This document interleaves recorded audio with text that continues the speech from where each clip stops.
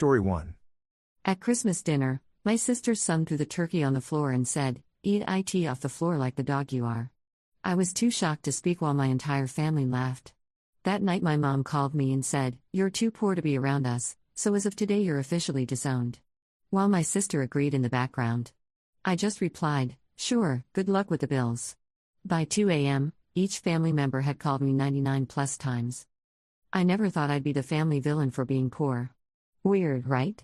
But that's exactly what happened last Christmas when my 16-year-old nephew threw our holiday turkey at my feet and told me to eat it like the dog I am, while my entire family, my own flesh and blood, laughed like it was the funniest thing they'd ever seen. Maybe I should back up. My name is Eleanor Ross. Ellie to most, poor Aunt Ellie to my sister's kids, and apparently the family dog as of December 25th. The thing is, I wasn't always the family charity case. 3 years ago, I was actually the golden child, the one who made it out of our small Midwest town, landed a cushy marketing director position in Chicago, and lived in a high-rise with floor-to-ceiling windows overlooking Lake Michigan. I had the designer wardrobe, the luxury vacations, and the kind of stability that made my mother brag to her bridge club every Tuesday. Then came the accident. Black ice on Lakeshore Drive. A delivery truck that couldn't stop in time. And just like that, my perfectly curated life shattered along with my spine in 4 places. The recovery was brutal. 6 surgeries, months of physical therapy, and medical bills that quickly drained my savings even with insurance. By the time I could walk again without assistance, I'd lost my job, my apartment, and most of my so-called friends who got tired of my negativity, their word for trauma, pain, and bankruptcy. What I didn't lose, what I never thought I could lose, was my family. Not my mother Caroline, who had always been difficult but who I thought loved me in her complicated way. Not my older sister Diane, who despite our rivalry growing up, had been my maid of honor and Aunt to Lucy. And certainly not my niece and nephew, Emma and Tyler, who I'd spoiled rotten with gifts and trips before everything fell apart. The first year after my accident, they were sympathetic enough. Mom sent the occasional check, always with a note reminding me it was a loan. Diane visited twice, though she spent most of those visits on her phone and making comments about how depressing my new apartment was. The second year, the sympathy waned considerably. My inability to contribute to family vacations or bring expensive gifts to birthdays and holidays became a frequent topic of conversation. By the third year, this year, their true feelings had crystallized into something ugly I still have trouble recognizing as coming from my own family. But I'm getting ahead of myself again. Let me tell you about last Christmas Day, the day everything imploded and then, in the strangest twist of fate, gave me back my power. I spent weeks agonizing over what to bring to Christmas dinner. Money was beyond tight. I'd finally found work as a virtual assistant, but the pay barely covered my rent and utilities, let alone extravagances. In the end, I decided to make handmade gifts, custom photo albums for Mom and Diane with old family pictures I'd scanned and organized chronologically, and knitted scarves for the kids in their favorite colors. I was actually proud of these gifts. They took time, effort, and thought, more valuable than anything I could have ordered online with a credit card I couldn't afford to use. The drive to my mother's suburban McMansion took almost 2 hours in holiday traffic. My ancient Honda groaned the entire way, the check engine light blinking ominously as I pulled into the circular driveway behind a row of luxury vehicles that belonged to my sister's family. I sat there for a moment, gathering my courage and checking my appearance in the rearview mirror. I'd done my best with what I had, a 5-year-old green dress that still fit, costume jewelry inherited from my grandmother, hair freshly washed and styled. But I knew the minute I walked in, Caroline Ross would find something to criticize. Sure enough, her eyes narrowed the moment I stepped through the door. "Ellie, you're late. And wearing that dress again, I see." She air-kissed my cheek, the scent of expensive perfume and white wine enveloping me. "Everyone's already in the living room." I plastered on a smile. "Sorry, Mom. Traffic was terrible. These are for you." I handed her the stack of wrapped presents, each one decorated with hand-drawn designs since I couldn't afford fancy wrapping paper. She glanced down at them and frowned slightly. "How creative. Well, come in then." The living room was a picture out of a luxury catalog. My mother had outdone herself this year with a 12-foot Christmas tree dripping with crystal ornaments, garlands of fresh pine adorning every doorway, and enough twinkling lights to rival downtown Chicago. Diane and her husband Robert sat on one of the white leather sofas, champagne flutes in hand, while Emma, 14, and Tyler, 16, were sprawled on the carpet staring at their phones. "Look who finally made it," Diane announced as I entered. Her smile didn't reach her eyes. We were about to start appetizers without you. Sorry about that, I said, bending down to hug my niece and nephew. Emma returned it half-heartedly while Tyler barely looked up. What's that smell? Tyler asked, wrinkling his nose. I felt heat rise to my face. Probably just the bus. I had to take public transportation part of the way when my car started making strange noises. Ew, Emma muttered, scooting slightly away from me. Robert, my brother-in-law, at least had the decency to stand and offer me a proper greeting. Merry Christmas, Ellie. Can I get you a drink? We've got champagne, wine, or I could make you a cocktail. Before I could answer, my mother interjected, Ellie doesn't drink anymore. Can't afford the calories or the cost, right dear? The comment stung, but I kept my smile firmly in place. Water would be great, thanks. The next hour passed in a blur of thinly veiled insults disguised as concern. Diane inquired loudly about whether I'd finally found a real job yet. Mom repeatedly mentioned how brave I was for soldiering on despite my unfortunate circumstances. Tyler and Emma ignored me entirely except when opening the presents I brought them. A scarf? Tyler held up the navy blue knitted piece I'd spent weeks making. What am I supposed to do with this? It's getting cold in Chicago, I explained. I thought, I have 5 designer scarves already. He cut me off, tossing mine aside without another glance. Emma wasn't any kinder about her crimson scarf or the matching hat I'd added as a surprise. No offense, Aunt Ellie, but this looks like something a grandma would make. Diane laughed. Well, she is getting up there, almost 40 and still single. Practically a grandma. I bit my tongue. Hard. Mom and Diane were similarly unimpressed with their photo albums, though my mother at least pretended to page through hers before setting it aside. Meanwhile, I opened my gifts from them, a generic bath set from Mom, the kind you buy last minute at the drugstore, and a gift card for $25 to a coffee shop from Diane's family. So you can treat yourself, Diane explained with what I'm sure she thought was generosity. We know things have been tight. The real kicker came when Robert handed out his gifts. For Caroline, a diamond tennis bracelet. For Diane, keys to a new Mercedes waiting in the garage. For the kids, the latest iPhones, designer clothes, and gaming systems. No one seemed to notice or care about the stark contrast between their extravagant gifts and my homemade offerings. Or maybe they did notice and enjoyed it. It was hard to tell which was worse. By the time we moved to the dining room for dinner, I was emotionally exhausted but determined to make it through the meal without incident. Mom had prepared her traditional holiday spread: roast turkey, mashed potatoes, green bean casserole, cranberry sauce, and her famous dinner rolls. It looked and smelled delicious, a reminder of happier times when family gatherings didn't feel like psychological warfare. I took my usual seat at the far end of the table, the same spot I'd occupied since childhood, opposite my mother at the head with Diane and her family filling in the middle. Robert stood to carve the turkey, distributing generous portions to everyone. When he reached my plate, Tyler suddenly piped up. Don't give her too much, Dad. Aunt Ellie's on a budget. She probably can't afford to waste food. Robert hesitated, looking uncomfortable but not correcting his son. Ellie, how much would you like? Before I could answer, Diane chimed in. Oh, give her a big portion. Lord knows when she'll get another decent meal. That got a laugh from everyone except Robert, who silently placed a slice of turkey on my plate and moved on. I stared down at my lap, counting backward from 10 and reminding myself that it was just one day, just a few more hours to endure. The conversation during dinner revolved around topics designed to exclude me: Diane's country club membership, Tyler's private tennis lessons, the family's upcoming ski trip to Aspen, and Mom's recent kitchen renovation. Occasionally, someone would toss a question my way, usually something pointed about my situation. Ellie, have you thought about moving to a safer neighborhood? Mom asked while buttering a roll.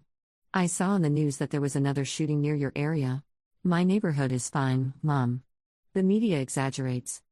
Well, beggars can't be choosers, I suppose, she replied with a tight smile. I took a large gulp of water and focused on cutting my turkey into perfectly even pieces.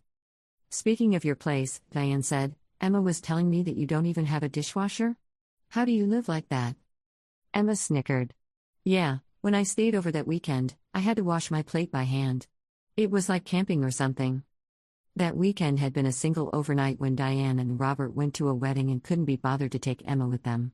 I'd spent my grocery money for the week to buy special food and treats for her, stayed up late watching movies she wanted to see, and even gave up my bed so she could sleep comfortably. The thanks I got was a running commentary about how small my apartment was and how none of my streaming services had premium subscriptions.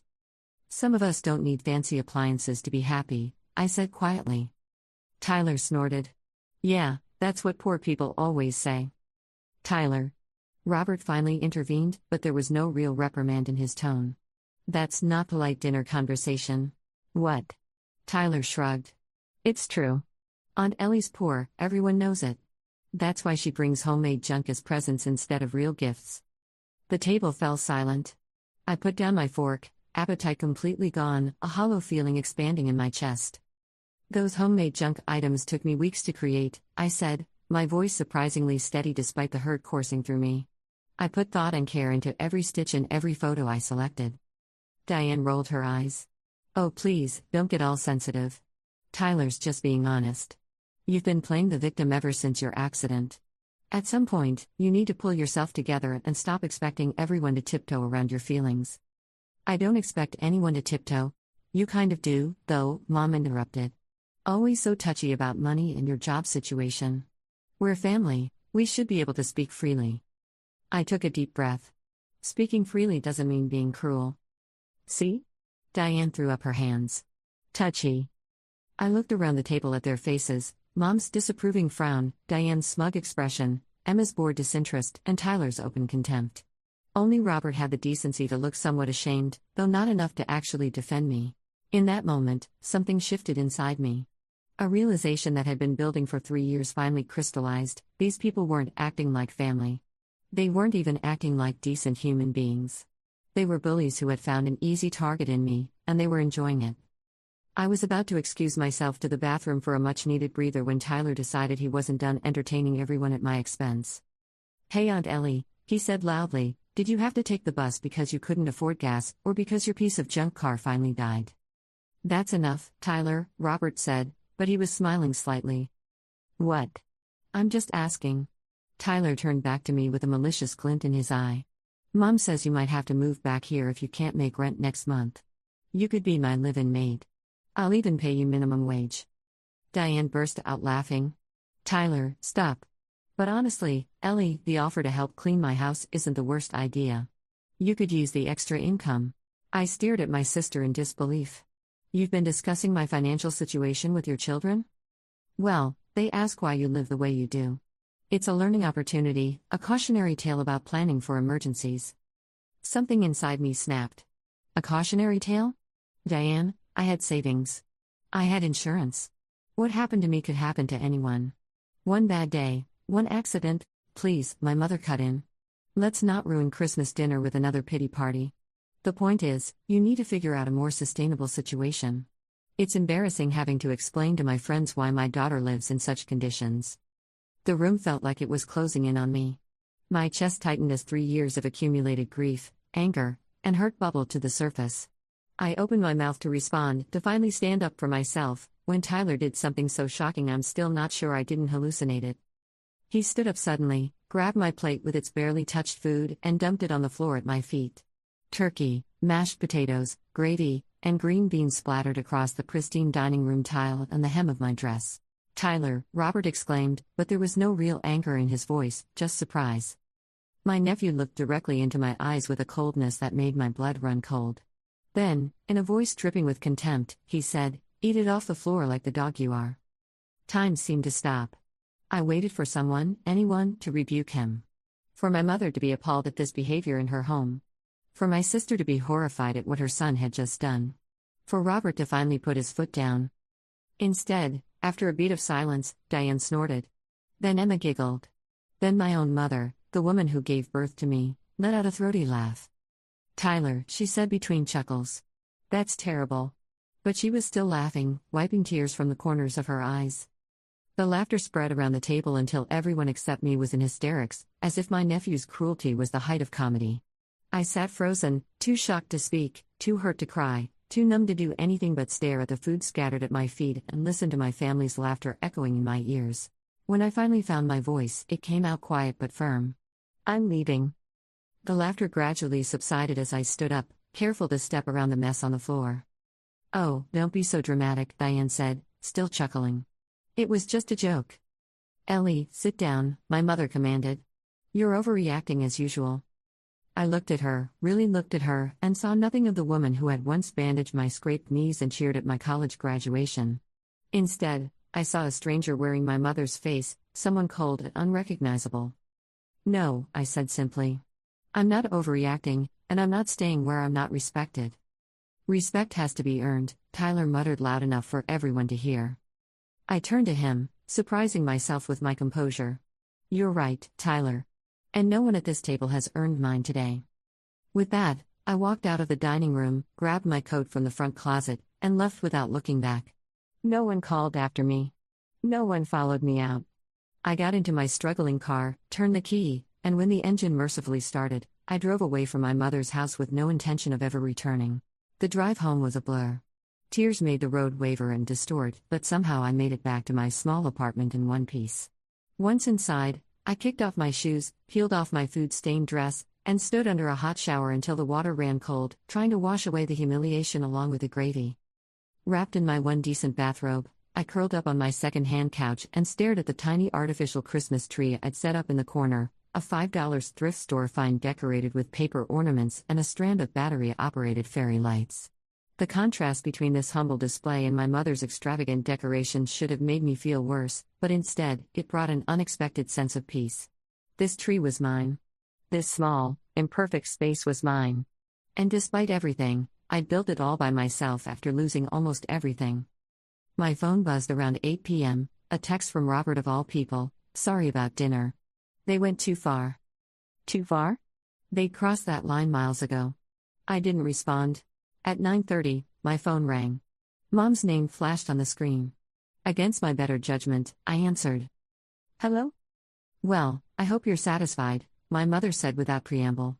You've ruined Christmas. I almost laughed at the absurdity. I ruined Christmas? Mom, your grandson threw food at me and told me to eat off the floor while everyone laughed. How exactly did I ruin anything? By storming out like a child having a tantrum. Tyler was just joking around. That wasn't a joke. It was cruel, and the fact that you found it funny says more about you than it does about me. She made an indignant sound. This attitude of yours is exactly why we can't have nice family gatherings anymore. Ever since your accident, you've been impossible to be around, always so sensitive, always making everything about your problems.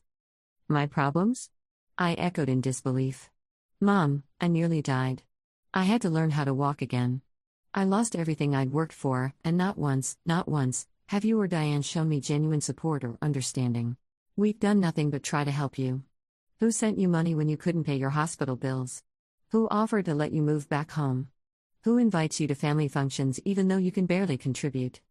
Something clicked then, a realization so obvious I should have seen it sooner. In my mother's world, family wasn't about unconditional love or emotional support. It was a transactional relationship. I was no longer valuable because I couldn't provide material contributions or status enhancements to the family image. You know what, Mom? You're right. I can't contribute financially the way I used to. I can't buy expensive gifts or pay for fancy dinners. But that's not what family is supposed to be about. Don't lecture me about family, she snapped. I raised you, put you through college, gave you every advantage, and this is how you repay me? By embarrassing me in front of Diane and her family? I closed my eyes, suddenly very tired. Is that how you see it? That's how it is. Her voice hardened. And I've had enough. You're too poor to be around us, Ellie. You bring everyone down with your circumstances and your victim mentality. So as of today, you're officially disowned. Don't come to any more family functions. Don't call. Don't expect anything from us ever again. Even though I'd already emotionally distanced myself from them, hearing the words spoken aloud felt like a physical blow. Mom, Diane agrees with me, she continued, and I could hear my sister's voice murmuring in agreement in the background. This is for the best. A strange calm settled over me then, the kind that comes when a long-dreaded event finally occurs, and you realize you can survive it after all. Sure, I said quietly. Good luck with the bills. What bills? What are you talking about? Goodbye, Mom. I hung up. Then I turned off my phone, made myself a cup of tea, and for the first time in years, I felt something close to peace. The family that had just cut me off was the same family that had been emotionally abusing me for years. Maybe being officially disowned was actually a gift, freedom from the constant disappointment, judgment, and cruelty. I went to bed early that night, Christmas not quite over but already fading into memory. I expected to cry myself to sleep, but instead, I drifted off with surprising ease, as if a weight had been lifted rather than added to my shoulders. What I didn't expect was to be woken at 2 a.m. by the incessant buzzing of my phone, which I turned back on out of habit before going to bed. Blinking groggily at the screen, I was startled to see 99+ missed calls and dozens of text messages from my mother, Diane, Robert, and even Tyler and Emma. Confused and somewhat alarmed, I opened the most recent text from my mother: "Call me immediately.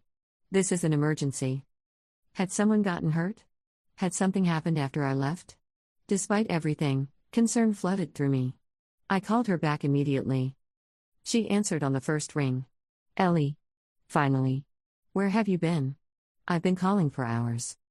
I turned off my phone at our last conversation. "What's wrong? Is everyone okay?" "No, everything is not okay." Her voice was shrill with panic. "Did you do something to the accounts?" "What accounts?" "Don't play dumb with me, Eleanor.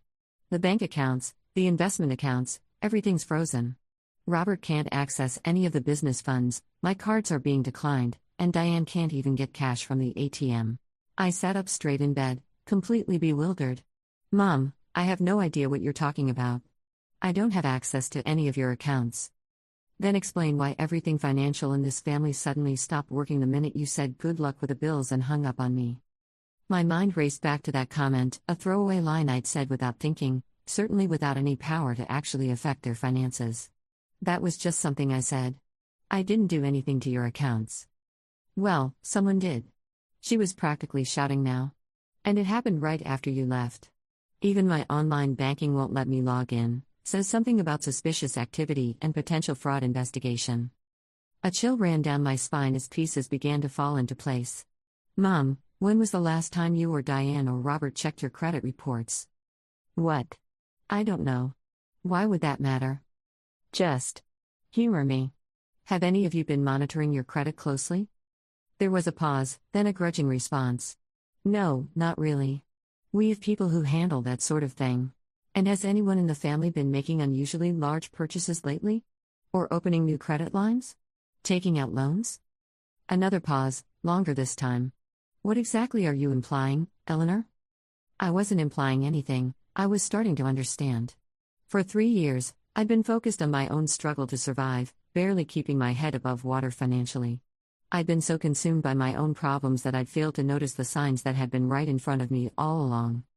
The increasingly lavish lifestyle. The brand new cars. The luxury vacations. The home renovations. The designer wardrobes. The country club memberships. Even tonight's extravagant gift giving. My family had been living far beyond their means, and they'd been doing it using my identity. "Mom," I said carefully, "I think someone has been committing identity theft using my information. And I think it might be someone in the family." "That's ridiculous. How dare you accuse us of—" "I'm not accusing anyone specifically," I cut her off. "But it makes sense. I was the perfect target. After my accident, I was too overwhelmed dealing with my injuries and medical bills to closely monitor my credit. I trusted my family completely. And my social security number, birth certificate, and other documents were in my old files at your house, the ones you said you'd store for me when I had to downsize." Silence on the other end of the line. "Then, this is absurd." "Is it?" "Because tomorrow I'm going to check my credit report, and I have a feeling I'm going to find a lot of accounts and loans I never opened. And when the banks and credit card companies started flagging suspicious activity tonight, probably because of unusual spending patterns during the holidays, they froze everything connected to those fraudulent accounts, including legitimate ones." The silence stretched on, confirming my suspicions more effectively than any confession could have. "Who was it, Mom? You? Diane? Robert?" "You have no proof of anything," she finally said, but her voice had lost its indignation, replaced by something closer to fear. "Not yet. But I will by morning." Another call beeped through, Diane this time. I ignored it. "What are you going to do?" my mother asked, and I was struck by how small she suddenly sounded. What was I going to do? The question hung in the air between us. I could report them. I could press charges.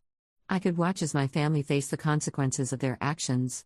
It would be justified. They had stolen my identity, ruined my credit, and then had the audacity to mock and belittle me for the financial hardship they had helped create. But something else occurred to me in that moment. I didn't want revenge. I wanted peace. I wanted to be free of the toxic dynamics that had defined our relationship for years. "I'm going to make you a one-time offer," I said, surprising myself with the steadiness of my voice. "I won't go to the police about the identity theft if you do exactly as I say." "Which is what?" "First, you'll transfer enough money to my account to pay off all my medical debt and 6 months of living expenses. I'll calculate the exact amount tomorrow. Second, you'll sign documentation admitting to the fraud but which I won't file unless you ever contact me again. Third, you, Diane, Robert, and the kids will stay completely out of my life from this point forward." "You can't be serious." "I've never been more serious. Those are my terms. Take them, or I start making calls to the police and the FBI's Financial Crimes Unit in the morning." I could hear her breathing on the other end of the line, could almost see her weighing her options, calculating whether she could find a way out of this situation that didn't involve meeting my demands. "How do I know you won't report us anyway, after we pay you?" "Because unlike some people, I keep my word. And because all I want is to be left alone to rebuild my life, something that will be much easier without all of you in it." Another long silence. Then, "Fine. I'll call the bank first thing tomorrow." "Good. And Mom?" "Tell Tyler I said Merry Christmas." I hung up, turned off my phone again, and lay back down. The irony wasn't lost on me. After years of being made to feel like a burden, it turned out I had been financially supporting my family's extravagant lifestyle all along, without even knowing it. The cruel jokes about my poverty, the condescending offers of help, the disgust at my humble living conditions, all while they were the ones stealing from me. Tomorrow would bring paperwork, lawyers, bank transfers, and the official severing of ties with the people who were supposed to love me unconditionally. It would be painful in its own way, a different kind of loss to process. But as I drifted back to sleep in my small but peaceful apartment, I felt something I hadn't experienced in a very long time: hope. Sometimes family isn't who you're born to, it's who treats you with dignity and respect. My so-called family had shown me who they truly were when they laughed as Tyler told me to eat off the floor like a dog. Now it was my turn to show them who I was, not a victim, not a doormat, but a survivor who wouldn't be underestimated again. 1 month later, the days following that fateful Christmas night passed in a blur of legal consultations, credit bureau disputes, and financial forensics. The damage my family had done was even more extensive than I'd initially suspected. They hadn't just opened a few credit cards in my name, they had systematically exploited my identity for years, building an elaborate house of cards that was now collapsing around them. The lawyer I hired, a sharp-eyed woman named Veronica, laid it all out for me in her downtown office. "Based on what we've uncovered so far, they've accumulated nearly $400,000 in fraudulent debt using your identity," she said, sliding a folder across her immaculate desk. "Credit cards, personal loans, a second mortgage on a vacation property in Michigan, and financing for both of the vehicles your sister and brother-in-law drive." I stared at the numbers, feeling strangely detached. How did they get away with this for so long? "Identity theft perpetrated by family members often goes undetected longer than other types," Veronica explained. "They had access to your personal information, knew your security question answers, could intercept mail, and you trusted them. Plus, after your accident, you were understandably focused on your recovery rather than monitoring your credit." She was right. The last thing on my mind while learning to walk again had been checking my credit score. "What happens now?" I asked. "Well, we have 2 paths. We can report this to the police and press charges for fraud and identity theft, which would likely result in criminal penalties for the responsible parties. Or we can pursue the settlement route you proposed, having them repay what they owe and sign a confession that you'll hold unless they violate the terms." I thought about my mother's panicked voice on the phone. About Diane whispering in the background. About Tyler's cruelty at the dinner table. "The settlement," I said firmly. "I don't want a lengthy court battle. I just want this chapter of my life closed." Veronica nodded, though I could tell she personally would have preferred to see my family face legal consequences. "I'll draw up the paperwork." Within a week, my mother had transferred enough money to clear my medical debt and provide 6 months of living expenses, just as I demanded. The confession documents were signed and notarized, then safely stored away. And just like that, the family that had shaped my first 38 years was officially excised from my life. I expected to feel grief. Instead, I felt relief. The month after the settlement was a period of quiet rebuilding. I found an online support group for identity theft survivors, where I was surprised to discover how common family financial exploitation actually was. The stories others shared, of parents using their children's social security numbers, siblings opening accounts in each other's names, adult children draining elderly parents' savings, were both heartbreaking and validating. I wasn't alone in what had happened to me, and I wasn't alone in my journey to recover. It was through this group that I reconnected with Lucy Chen, my college roommate who I'd lost touch with after graduation. She'd been through something similar with her uncle and had posted about her experience in the forum. Seeing her username, Lucy in the Sky with Design, a nod to her creative career and our shared love of the Beatles in college, had been like finding an unexpected lighthouse in a storm. We met for coffee, 15 years of separation melting away within minutes. She listened without judgment as I shared the full story of Christmas dinner and its aftermath. Then she did something that caught me completely off guard. She offered me a job. My design firm needs someone to handle client communications and project management, she explained. You've got the experience from your marketing background, and I need someone I can trust. The pay's not spectacular, but the hours are flexible, and you can work from home when your back acts up. It wasn't charity, Lucy was too straightforward for that, but it was an opportunity when I needed one most. I accepted on the spot. 3 months later, the cafe was busy for a Wednesday afternoon, but I'd managed to snag my favorite corner table by the window.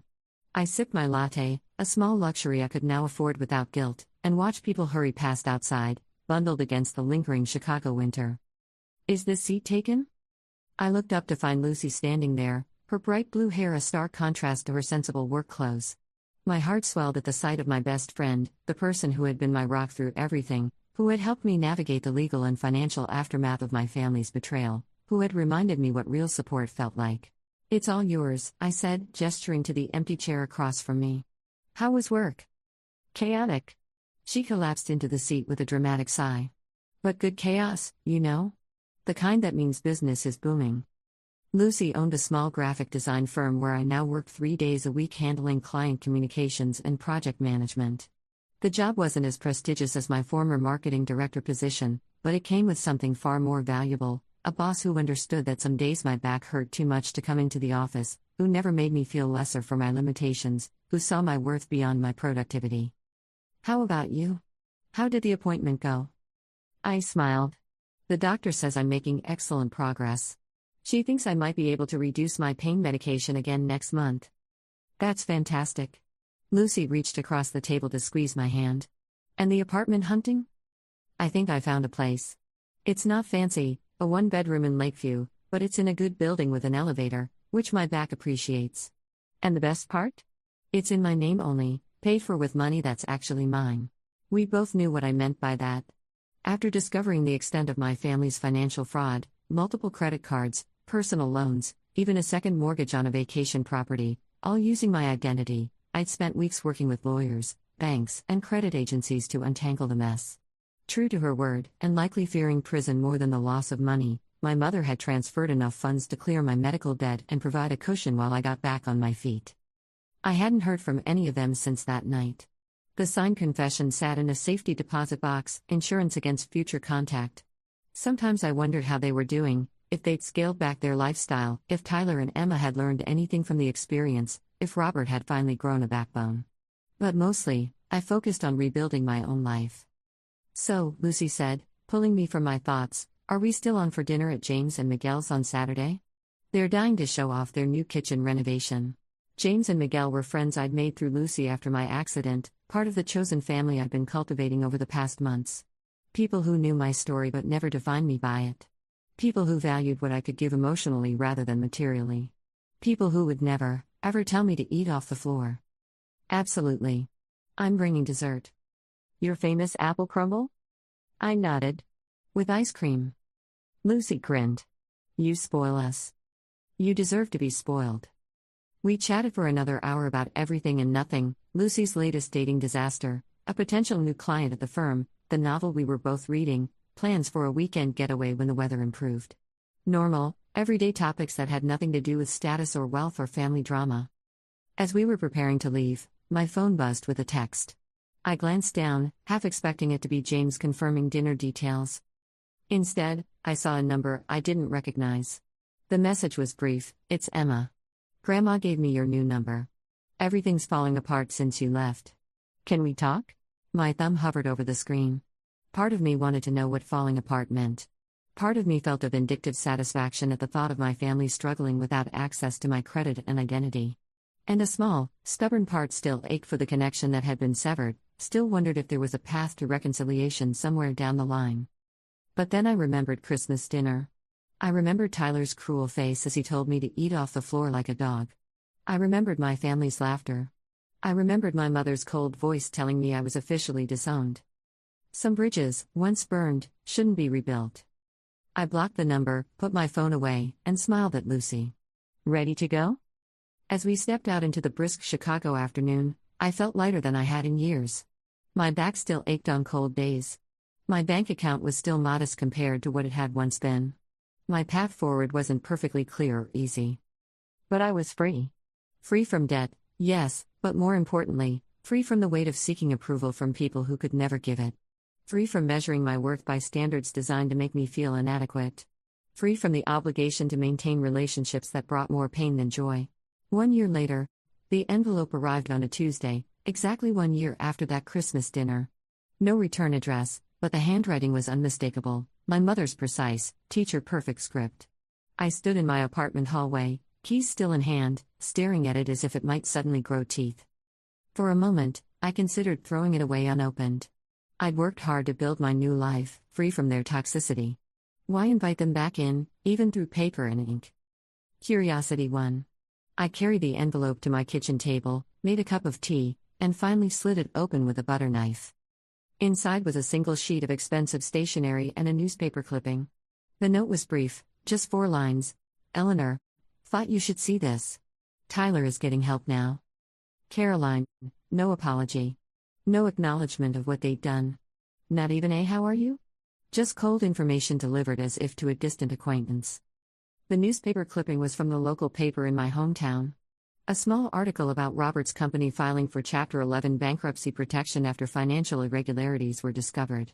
Reading between the lines, it seemed Robert had continued his fraudulent ways even after losing access to my identity, but had been caught this time.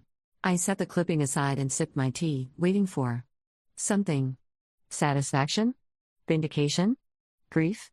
But all I felt was a quiet acknowledgement.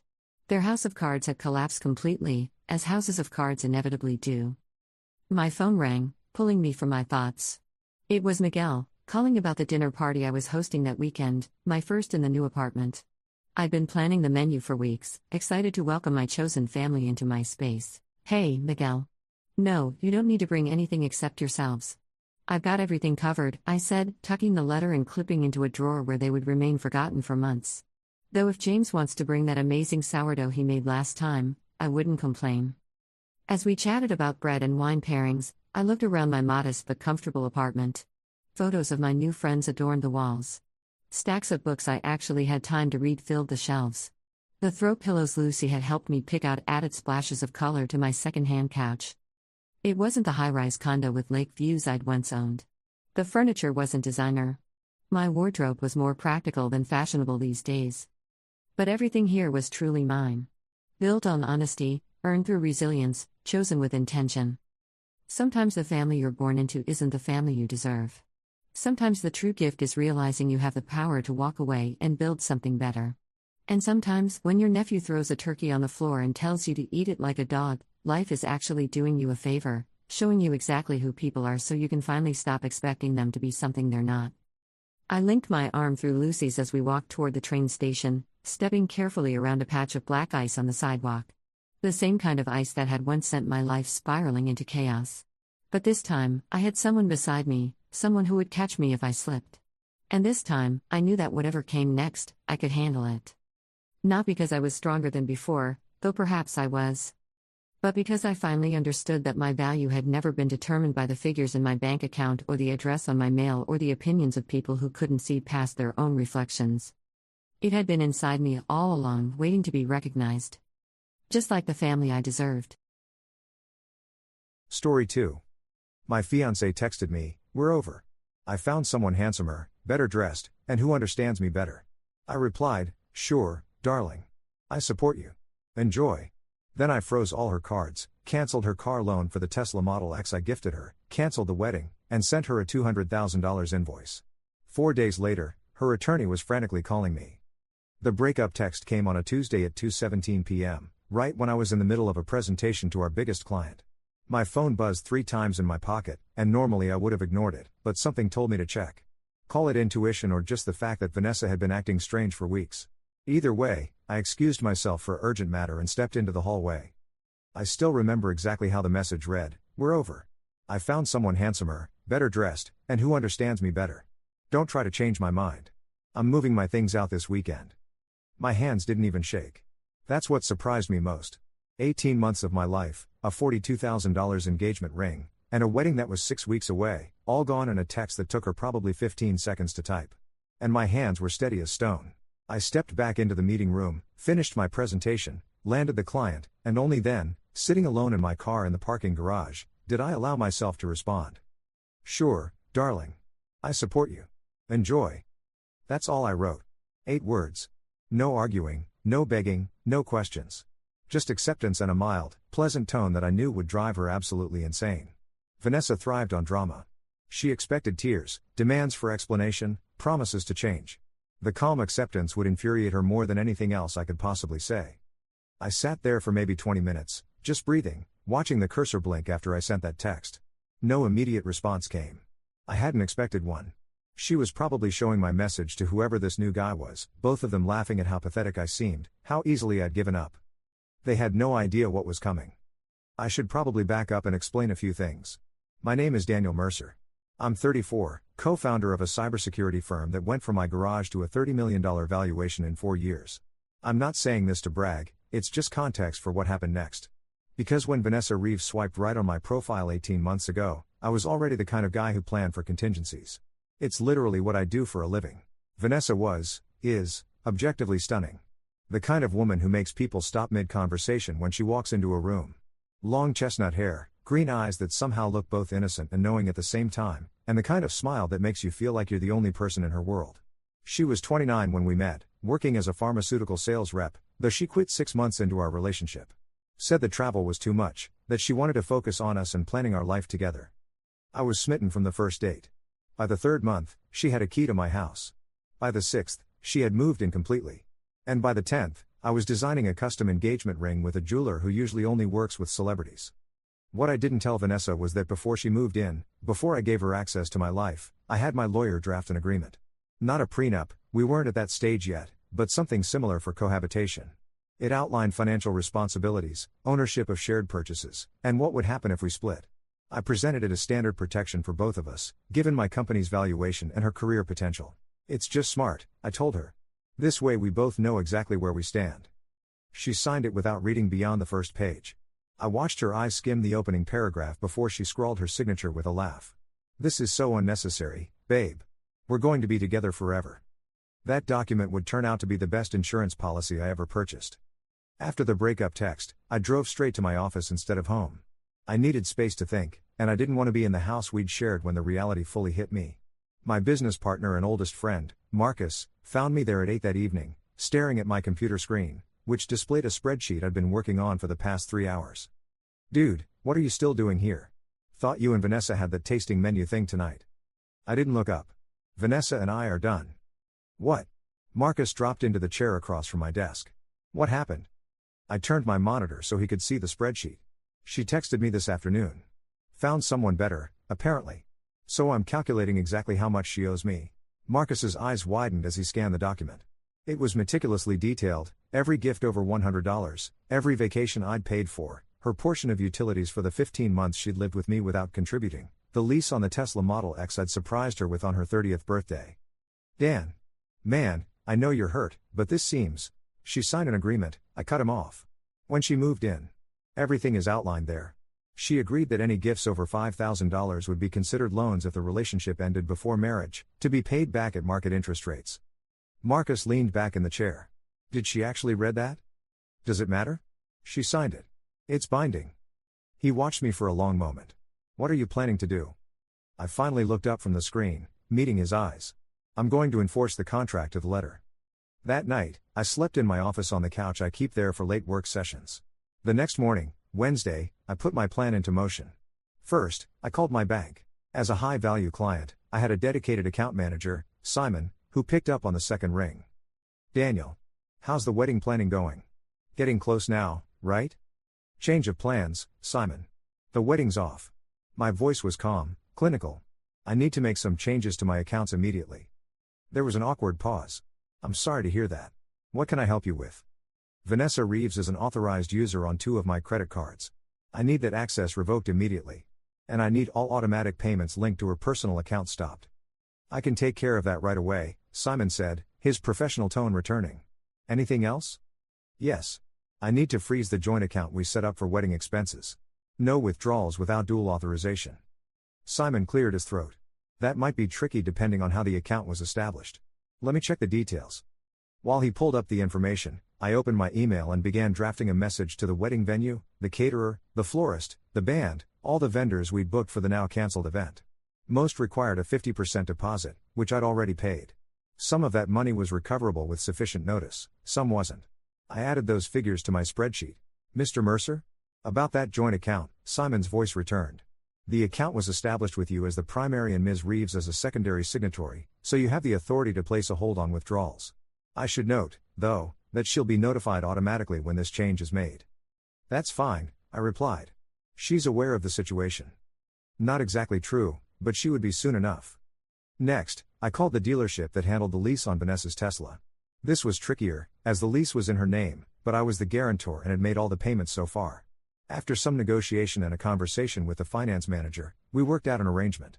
I wouldn't be responsible for any further payments, and they would contact Vanessa about returning the vehicle or assuming the payments herself. By noon, I'd methodically worked through my checklist. Every financial tie, every shared expense, every ongoing commitment, all addressed, modified, or severed. The only thing left was the ring. Legally, an engagement ring is considered a conditional gift in most states. If the engagement is broken, the ring should be returned. I knew Vanessa well enough to know she wouldn't give it up willingly. That ring had been all over her Instagram, featured in at least a dozen ring shots with different manicures and backgrounds. Losing it would hurt her social media presence as much as her pride. I called my lawyer. You want to what? Jerry Kleinman had been my attorney since I started my company, and very little surprised him anymore. This, apparently, did. I want to send her a formal invoice for everything she owes according to our cohabitation agreement, including the ring if she doesn't return it within 7 days, I repeated. Jerry sighed heavily through the phone. Daniel, I know you're upset. This isn't about being upset, I interrupted. This is about enforcing a legal agreement that she willingly signed. An agreement she likely didn't read or understand the implications of, Jerry pointed out. Courts don't always look favorably on contracts that one party clearly didn't comprehend, especially in domestic situations. She's not an idiot, Jerry. She chose not to read it. That's on her. There was a long pause on the line. Send me the spreadsheet. Let me review what we're talking about here. I forwarded him the document immediately. It had grown since the night before. I'd remembered additional expenses, added interest calculations, and included a fee for the early termination of our lease, which still had 4 months to run. 15 minutes later, Jerry called back. $212,000, he said flatly. That's what you're trying to collect, plus the ring, if she doesn't return it. That would bring it to about $254,000. Daniel. His voice had that careful tone lawyers use when they're about to tell you you're being an idiot. Even if the agreement is deemed fully enforceable, which is questionable, trying to collect this amount from an ex-fiancé is going to be a nightmare. Best case, she ignores it and you have to sue her, which will cost you almost as much in legal fees. Worst case, she countersues for harassment or goes to the media with this. I hadn't considered the media angle. My company was gaining prominence, and a story about the founder vindictively pursuing his ex for a small fortune wouldn't play well. What do you suggest? I asked, reluctantly. Focus on the big-ticket items that are clearly covered in the agreement. The ring, the car, maybe the portion of the wedding deposits that can't be refunded. Let the rest go. Consider it the cost of a lesson learned. I didn't respond immediately. Jerry had a point, but something in me couldn't let this go. Vanessa had used me, my money, my connections, my home, and then discarded me with a text message when someone better came along. She deserved consequences. Send the invoices drafted, I said finally. If she comes back with a counteroffer, we can negotiate. Jerry sighed again. I'll have it ready this afternoon. And Daniel? Don't do anything else without talking to me first. That evening, my phone lit up with Vanessa's name for the first time since her breakup text. I was back at my house, our house, technically, though the lease was in my name, sitting in the kitchen with a barely touched plate of takeout in front of me. I stared at the screen for a full minute before answering. Hello, Vanessa. What the heck do you think you're doing? Her voice was shrill, angry. In the background, I could hear street noise. She was driving, probably in the Tesla that was no longer leased in her name. I assume you got notifications from the bank, I said calmly. Notifications? My cards were declined at Nordstrom. In front of everyone. And then I get some call about the Tesla? Are you insane? No, I'm just enforcing the terms of our agreement. The one you signed when you moved in. I took a sip of water. You're ending the relationship, which means certain conditions now apply. What agreement? What are you talking about? The cohabitation agreement. I gave it to you last February. You signed it. There was a pause, and I could almost see her trying to remember. Vanessa had a selective memory, crystal clear for slights and grudges, conveniently fuzzy for her own promises and obligations. That thing? That was just a formality. You can't seriously expect me to pay for gifts you gave me. They weren't gifts, as outlined in Section 3 of the agreement. Items over a certain value were classified as conditional loans, pending the success of our relationship. Her laugh was harsh, disbelieving. This is ridiculous. I'm not paying you anything. You're just being petty because I found someone better. The casual cruelty of that statement hit me harder than I expected. I kept my voice even with effort. You'll be receiving a formal invoice tomorrow detailing everything. I suggest you review it with a lawyer. A lawyer? Daniel, come on. We can work this out. There's no need to make this ugly. It became ugly when you ended our engagement via text message in the middle of my workday, I replied. But this isn't about revenge, Vanessa. It's about accountability. You made commitments, not just emotionally but legally. Now you need to honor them. You know I can't afford to pay you anything close to what you've spent on me. Her voice had shifted from anger to something closer to panic. I don't even have a job right now. That was your choice. You decided our relationship was a better investment of your time than your career. Now that investment has failed to yield returns. You cold-hearted, she caught herself, shifting tactics. Daniel, please. I'm sorry about how I handled things. I was emotional, confused. We can talk about this face to face. There's nothing to discuss. The relationship is over, by your decision. The financial arrangements will be unwound according to the terms we both agreed to. Goodbye, Vanessa. I hung up before she could respond, then turned off my phone entirely. My hands were shaking now, the calm finally cracking. I pushed away from the table, leaving my dinner untouched, and walked through the house that had been our home. Her presence was everywhere, the artwork she'd chosen, the throw pillows she'd insisted matched better than my old ones, the expensive coffee maker she'd said was essential. Little pieces of the life we'd been building together, all now just reminders of a future that would never happen. In the bedroom, her closet was still full. She'd said she was moving out this weekend, but now I wondered if her plans would change given the financial realities I'd just imposed. I opened the closet door and stared at the rows of clothes, many still with tags attached. The shopping had been constant, each new purchase modeled for me with excitement, often accompanied by effusive thanks and affection. Had any of it been real? Or had I just been a convenient ATM with a nice house and good prospects? I closed the closet door firmly and went to sleep in the guest room. I couldn't face our bed, not tonight, maybe not ever again. Thursday morning brought an email from Jerry with the finalized invoice attached. It was comprehensive, professional, and utterly devastating. Each item was listed with the date, original amount, accrued interest, and relevant section of the agreement. The total came to $212,487.16, not including the engagement ring. A postscript from Jerry read, I still think this is a mistake, but it's your call. The agreement is attached for her reference. If she consults a halfway decent attorney, expect pushback. I forwarded the email to Vanessa without adding any message of my own.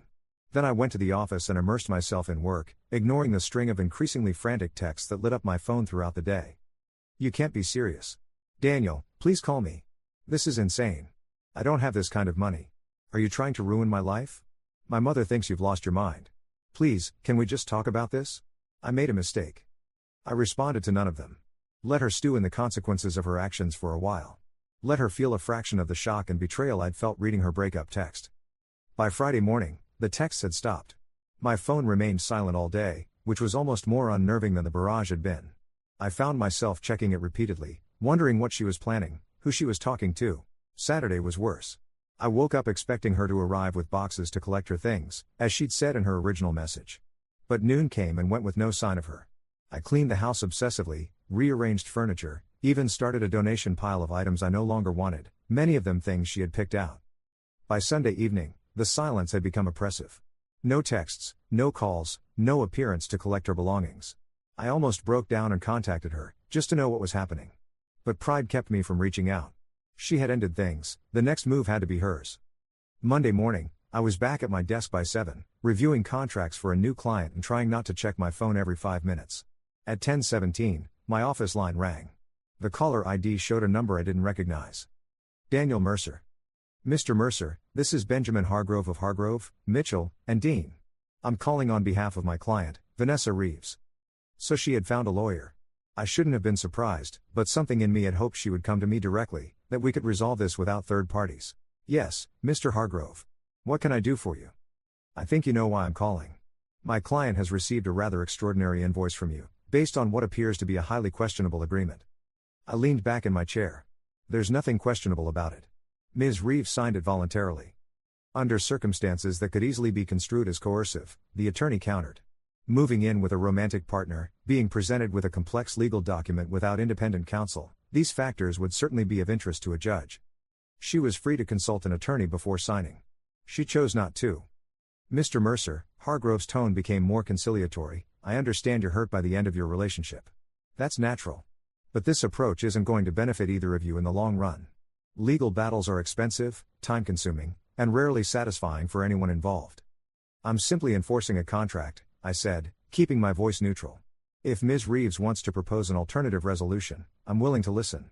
There was a brief silence on the line. My client is prepared to return the engagement ring and assume the remaining payments on the vehicle lease. In exchange, she asks that you waive all other claims outlined in your invoice. I had expected something like this. The ring and car together represented about $80,000 of the total amount, significant, but far less than what she technically owed. That's not acceptable, I replied. The agreement is clear. However, in the interest of resolving this efficiently, I might be willing to reduce the total amount by 20% if she agrees to a payment plan for the balance. Mr. Mercer, be reasonable. My client is not in a financial position to pay you hundreds of thousands of dollars. The items you're claiming reimbursement for were presented as gifts during the normal course of your relationship. They were presented as conditional gifts, as clearly outlined in the agreement she signed. An agreement she didn't read or understand, Hargrove insisted. That's not my problem, I said flatly. She had every opportunity to review it thoroughly or seek legal advice before signing. Hargrove's sigh was audible through the phone. I had hoped we could resolve this amicably. If you force us to litigate, we'll be bringing counterclaims for unjust enrichment, undue influence, and possibly fraud. Not to mention the potential damage to your professional reputation when this becomes public. The threat wasn't subtle. I felt a flash of anger but kept it from my voice. Are you suggesting you'd intentionally try to damage my company's standing as leverage in a personal dispute? That sounds dangerously close to extortion, Mr. Hargrove. Not at all, he backpedaled quickly. I'm simply pointing out that legal proceedings are public record, and this situation is unusual enough to attract attention. I'm well aware of the potential publicity, I said. I'm also aware that any attempt to harm my business reputation would open Ms. Reeves to additional liability. There was a pause on the line. When Hargrove spoke again, his tone had shifted. Perhaps we're getting ahead of ourselves. My client has expressed interest in meeting with you personally to discuss the situation. Would you be amenable to that? So that was their play: get me face to face with Vanessa, let her work her charm, try to make me cave emotionally rather than stand firm legally. Part of me wanted to refuse outright, but another part, a part I wasn't proud of, wanted to see her, to look her in the eyes when she tried to explain why she'd thrown away our future. I'll consider it, I said finally. Have her contact me directly to arrange a time. But Mr. Hargrove? She should understand that my position on the agreement won't change, regardless of any meeting. I'll convey that to her. Thank you for your time, Mr. Mercer. After hanging up, I sat motionless at my desk, staring at the wall. The conversation had left me drained, the clinical discussion of our relationship's financial unwinding somehow more exhausting than any emotional confrontation would have been. My phone buzzed with a text almost immediately after the call ended. Vanessa, can we meet tomorrow? Just us. Please. I waited an hour before responding, partly out of stubbornness, partly because I genuinely needed time to think. Finally, I wrote back, fine. Coffee at Beckett's, 1 p.m. public place, 1 hour maximum. Her response came instantly, thank you. See you then. I spent the rest of the day trying to focus on work and failing miserably. Every few minutes, my mind would drift to what she might say tomorrow, how she would look, whether she'd bring her new guy as backup. The thought of seeing her with someone else made my stomach twist, even as I told myself I didn't care anymore, that I was beyond being hurt by her. That night, I stood in front of the closet in the master bedroom, trying to decide what to wear to this meeting. It was ridiculous to care, and yet I did. I wanted to look good, better than good. I wanted her to see exactly what she had thrown away. I finally settled on a charcoal suit that she had always said made me look like a movie star, paired with a light blue shirt that brought out my eyes. Professional but not stuffy, attractive without seeming like I was trying too hard. The perfect armor for facing the woman who had shattered my heart with a text message. Beckett's was busy when I arrived the next day, the lunch crowd still lingering over coffee and desserts. I chose a table in the corner with a good view of the entrance and ordered an Americano. My hands were steady, but there was a hollow feeling in my chest that no amount of preparation could eliminate. Vanessa walked in at exactly 1 p.m., which was unusual for her. She had always operated on Vanessa time, which meant at least 15 minutes late to everything. The punctuality suggested how important this meeting was to her. She looked thinner than when I'd last seen her, just over a week ago. Her hair was pulled back in a simple ponytail rather than the elaborate style she usually preferred, and her makeup was minimal. The casual observer might think she looked beautiful in a subdued way, but I knew her well enough to see the calculation in it, the deliberate appearance of someone suffering, someone who'd made a terrible mistake. She spotted me immediately and walked over, her eyes never leaving mine. As she approached, I noticed she wasn't wearing the engagement ring. "Point for her, Daniel," she said as she sat down across from me. "Thank you for meeting me." "You have 59 minutes, I replied, checking my watch. I wasn't actually planning to time her that precisely, but I wanted to establish the tone immediately. This was a business meeting, not a reconciliation. She flinched slightly but recovered quickly. "I'll get right to the point, then. This invoice is insane. You know I can't pay it." "You weren't concerned about money when you were spending it," I pointed out. "And according to your text, you've found someone better off than me, so perhaps he can help."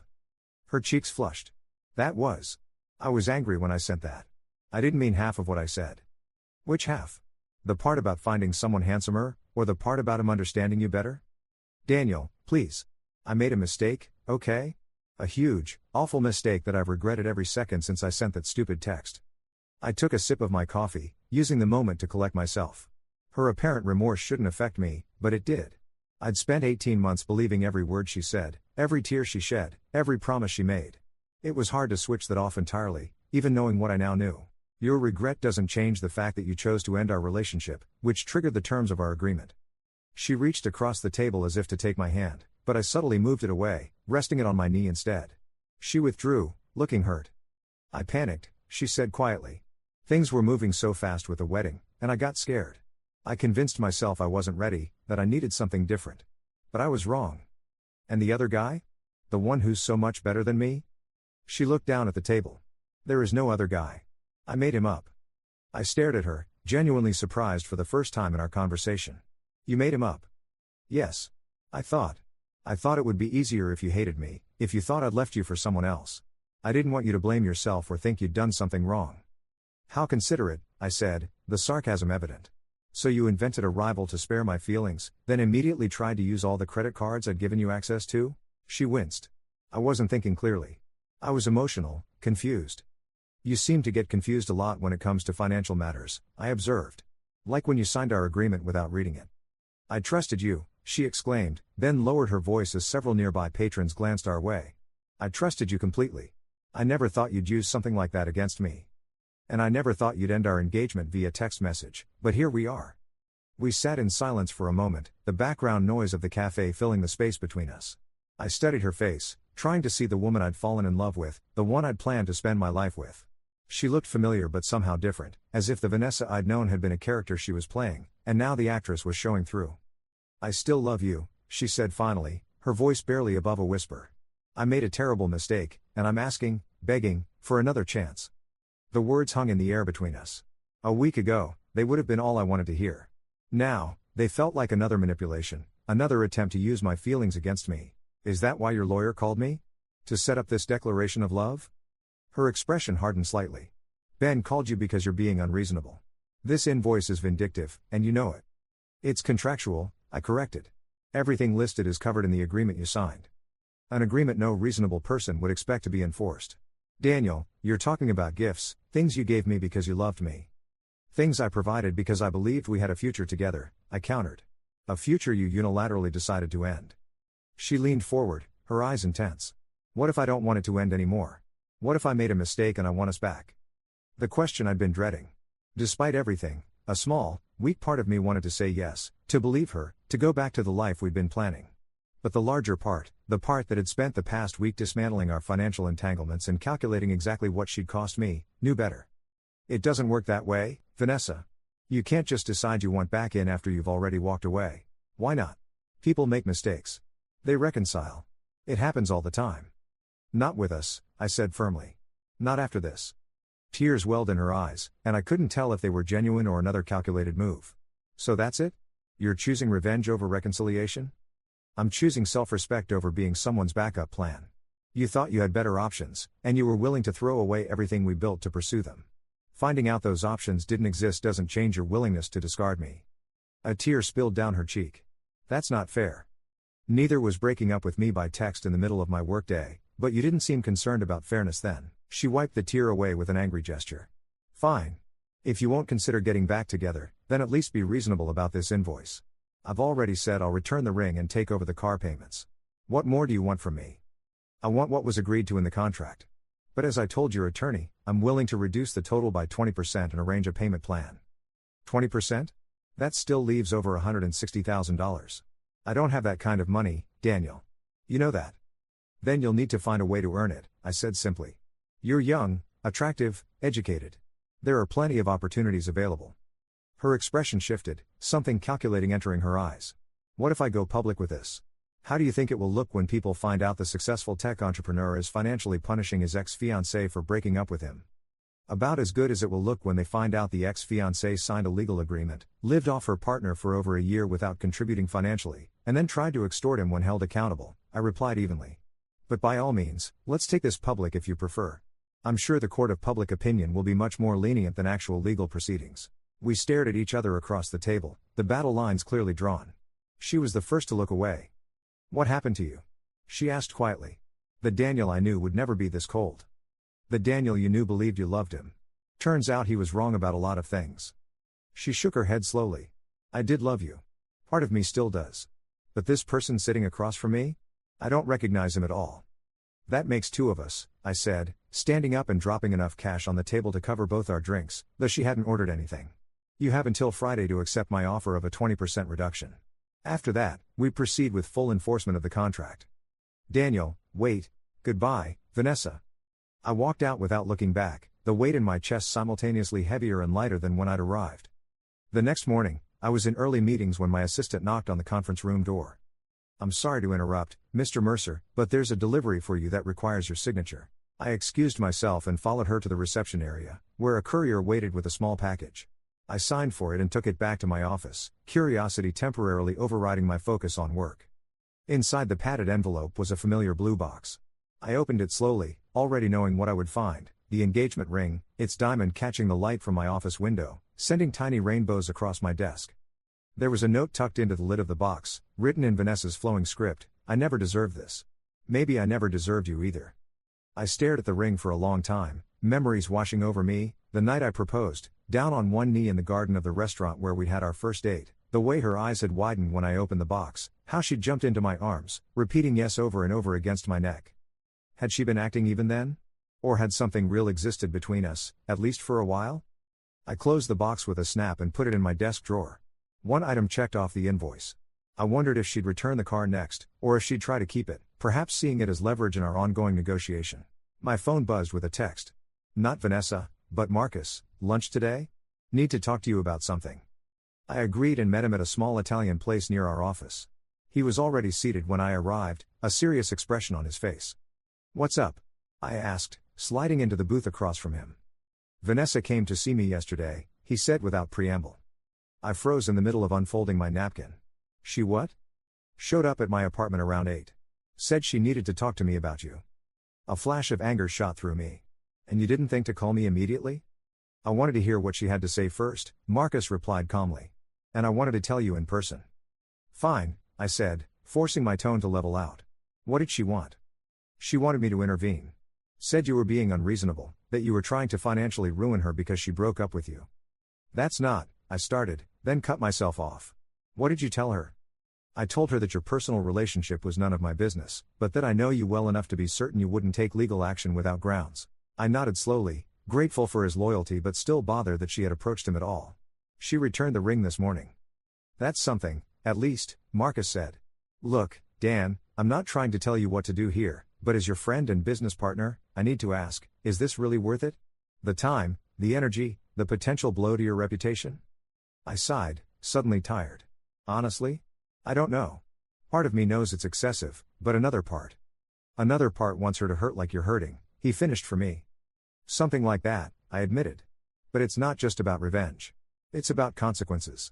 She spent over a year treating my resources as unlimited, making major financial decisions without consultation, and then walked away with a text message. If I let her off completely, what does that teach her? That she can use people and face no repercussions? Marcus studied me for a moment. Maybe the lesson isn't yours to teach.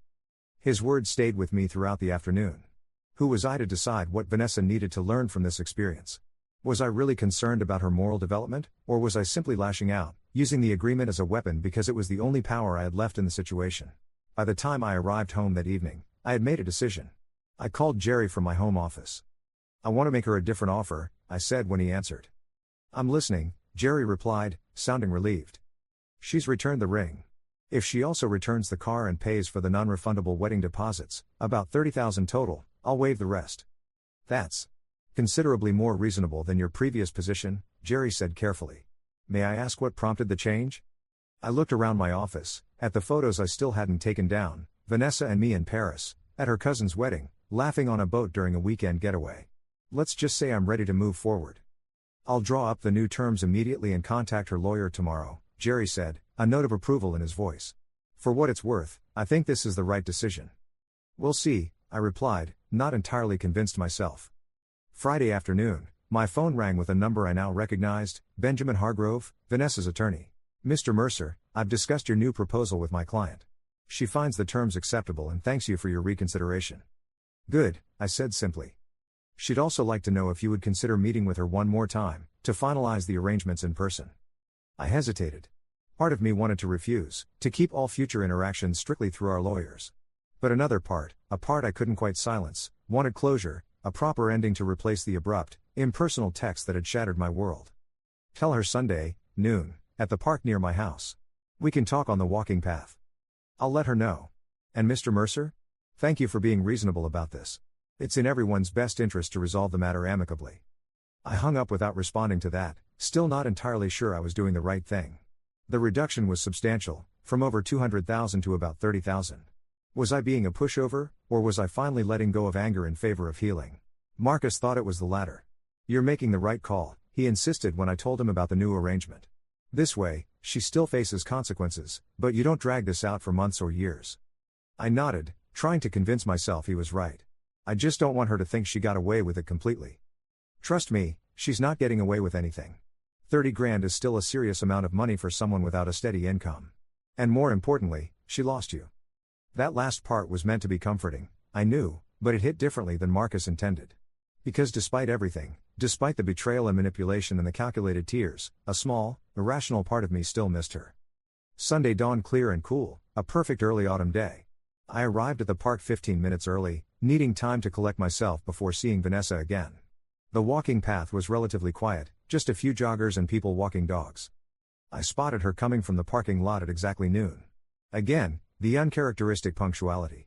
She wore jeans and a simple sweater, her hair loose around her shoulders, looking more like the woman I'd first met than the polished, high-maintenance fiancée she'd become. Hi, she said as she approached, uncertainty in her voice. Hi, I echoed, gesturing to the path. Shall we walk? We fell into step beside each other, close but not touching, the silence between us heavy with all the things left unsaid. I waited for her to speak first, curious about how she would approach this meeting. I'm sorry, she said finally, her voice so quiet I almost missed it. Not just for how I ended things, but for everything. I kept my eyes on the path ahead. Everything is pretty broad, I know. She took a deep breath.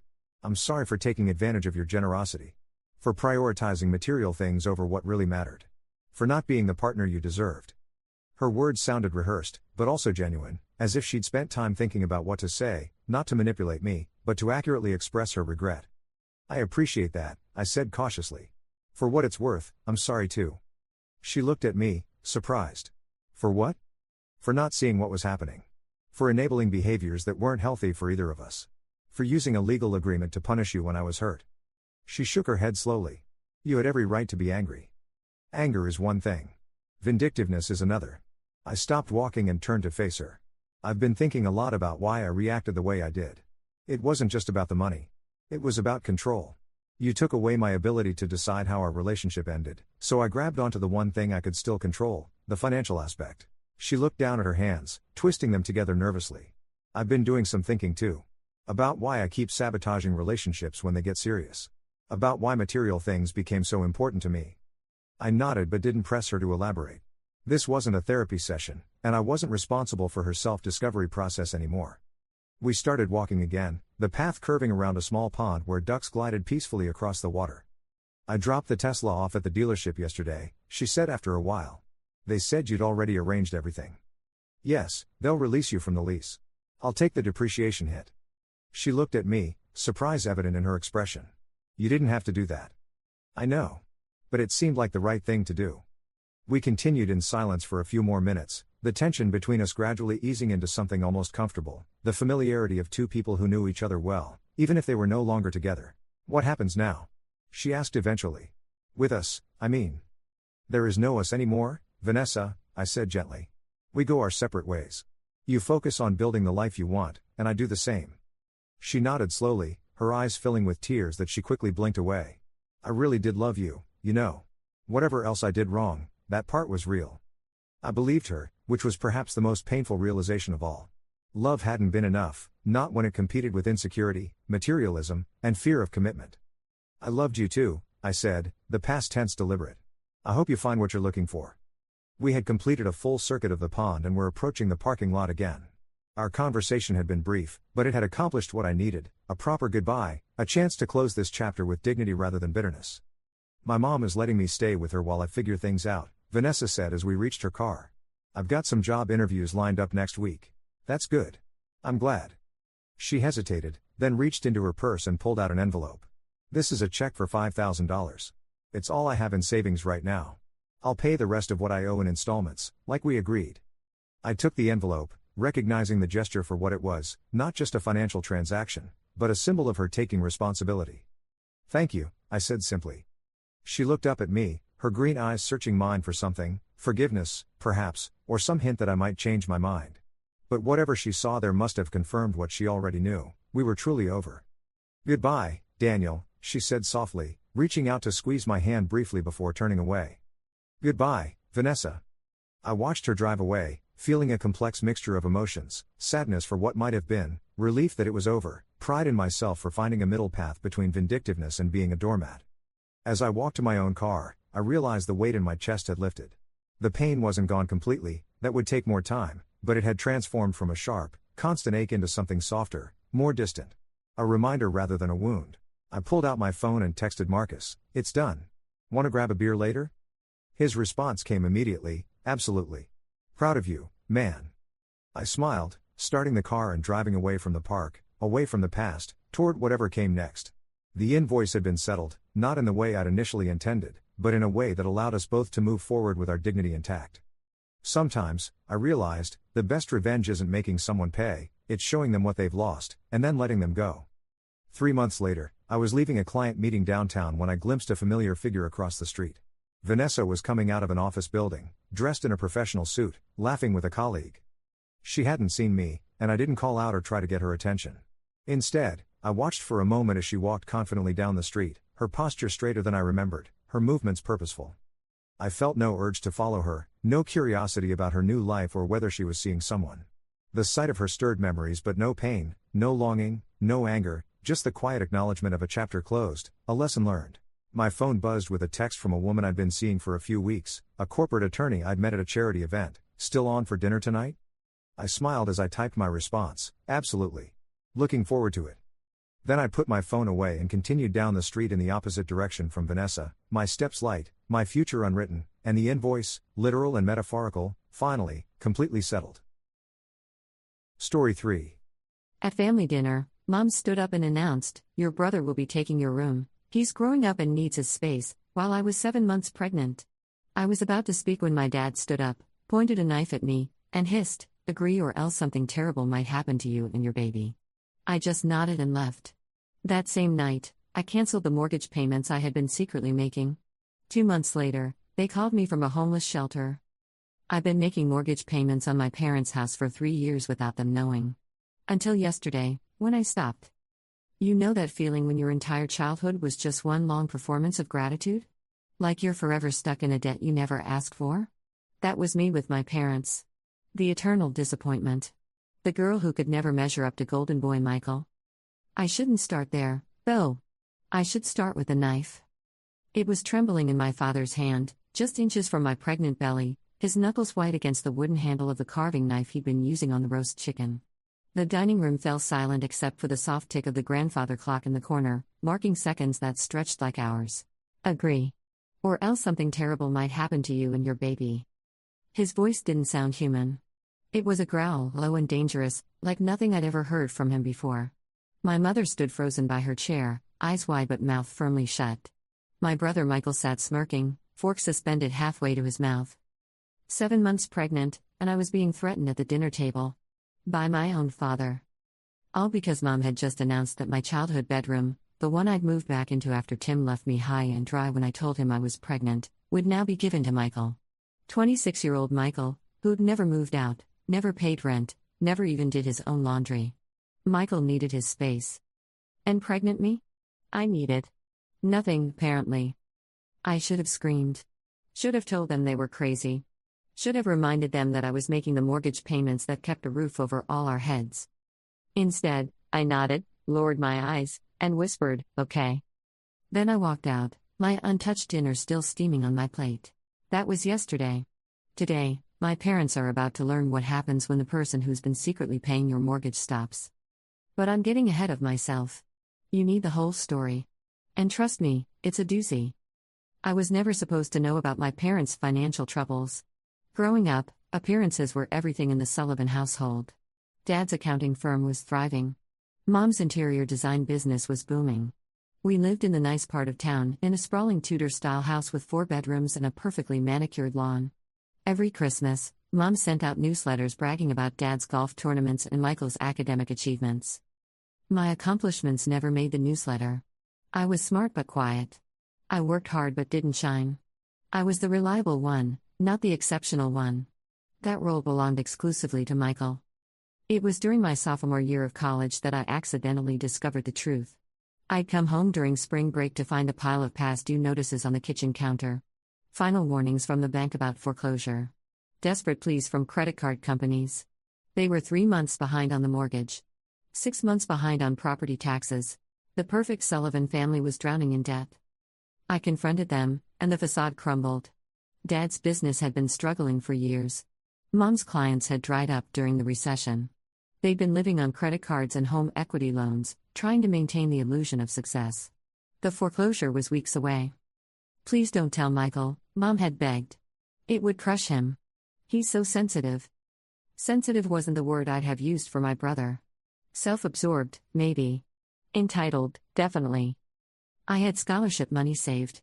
Not much, but enough for a down payment on the overdue mortgage. I handed it over without hesitation. Family was family, after all. "We'll pay you back," Dad promised, tears in his eyes. Every penny. They didn't. Instead, when I graduated and got my first real job as a junior analyst at Meridian Financial, I started making their mortgage payments directly. At first, it was meant to be temporary, just until they got back on their feet. But months stretched into years, and it became clear they had no intention of changing their lifestyle or addressing their financial problems. They still took vacations. Dad still played golf at the country club. Mom still shopped at expensive boutiques. And Michael still lived at home, contributing nothing. I told myself I was doing it for practical reasons. The housing market was terrible for buyers, so living at home while making those payments made financial sense. I was building equity, in a way. Someday, when my parents were gone, the house would be mine and Michael's to share or sell. But deep down, I knew the truth. I was doing it because I was still that little girl desperate for approval. The one who thought if she just tried hard enough, sacrificed enough, she'd finally be seen. Finally be valued the way Michael always was. Then I met Tim. Handsome, charming Tim, with his quick smile and big dreams. He was a paralegal at a law firm downtown, studying for the LSAT at night. We moved fast, too fast, I see now. Within 6 months, we were talking about moving in together. I was ready to tell my parents I was leaving, ready to explain about the mortgage payments and work out a new arrangement. Then I missed my period. The two pink lines on the pregnancy test changed everything. When I told Tim, his smile disappeared. He didn't want kids, he said. Never had. He thought I was on birth control. I was, but nothing's 100% effective. He wasn't ready to be a father. He needed space. He needed time. He walked out of my apartment that night and never came back. 3 days later, tail between my legs, I moved back into my childhood bedroom at my parents' house. I told them Tim and I had broken up. I told them about the baby. I didn't tell them I was still making their mortgage payments, now stretched even thinner with the medical bills that were piling up. You can stay until you get back on your feet, Mom had said, patting my hand with something that looked like sympathy but felt like pity. Dad had just grunted and asked if this Tim fellow was going to do the right thing. Michael had rolled his eyes and complained that a crying baby would disturb his sleep. For 4 months, it was tense but tolerable. I worked remotely when morning sickness allowed, saved every penny I could, and started looking at small apartments for after the baby came. I converted half my bedroom into a makeshift nursery, painting one wall a soft yellow on a weekend when my parents were away. I found a second-hand crib and changing table on social media marketplace. I was making it work. Until last night's dinner. Until the knife. After I left the dining room, I locked myself in my bedroom, hands shaking so badly I could barely text my friend Layla, "Can I stay with you tonight? Emergency." Her response was immediate, doors open. Wines poured. "Sparkling cider for you, Mama, come over." I packed a bag quickly, just essentials, my laptop, and the stuffed elephant I bought for the baby. I could hear them still at the dinner table, voices raised. Mom's high-pitched defensive tone. Michael's smug interjections. Dad's booming commands. I slipped out the back door without saying goodbye. At Layla's apartment, I finally broke down, sobbing into her shoulder as I told her everything, not just about the knife, but about the mortgage payments, the years of emotional manipulation, all of it. "They threatened you and your baby?" Layla's voice was incredulous. "Your own parents? That's not just toxic, Ellie, that's criminal." "I know," I whispered. "And you've been paying their mortgage? For 3 years? While that deadbeat brother of yours contributes nothing?" I nodded miserably. "How much?" she demanded. $2,417 a month, I said automatically. The number was burned into my brain, a monthly reminder of my misplaced loyalty. Layla's eyes widened. "That's more than my rent. And you've been paying this while pregnant and saving for your own baby?" Another nod. "Ellie." She took my hands in hers, her expression deadly serious. "You are going to stop those payments. Tonight." "But, no buts. They threatened you with a knife." "A knife?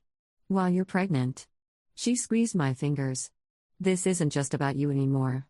You have a baby to protect." She was right. Deep down, I knew she was right.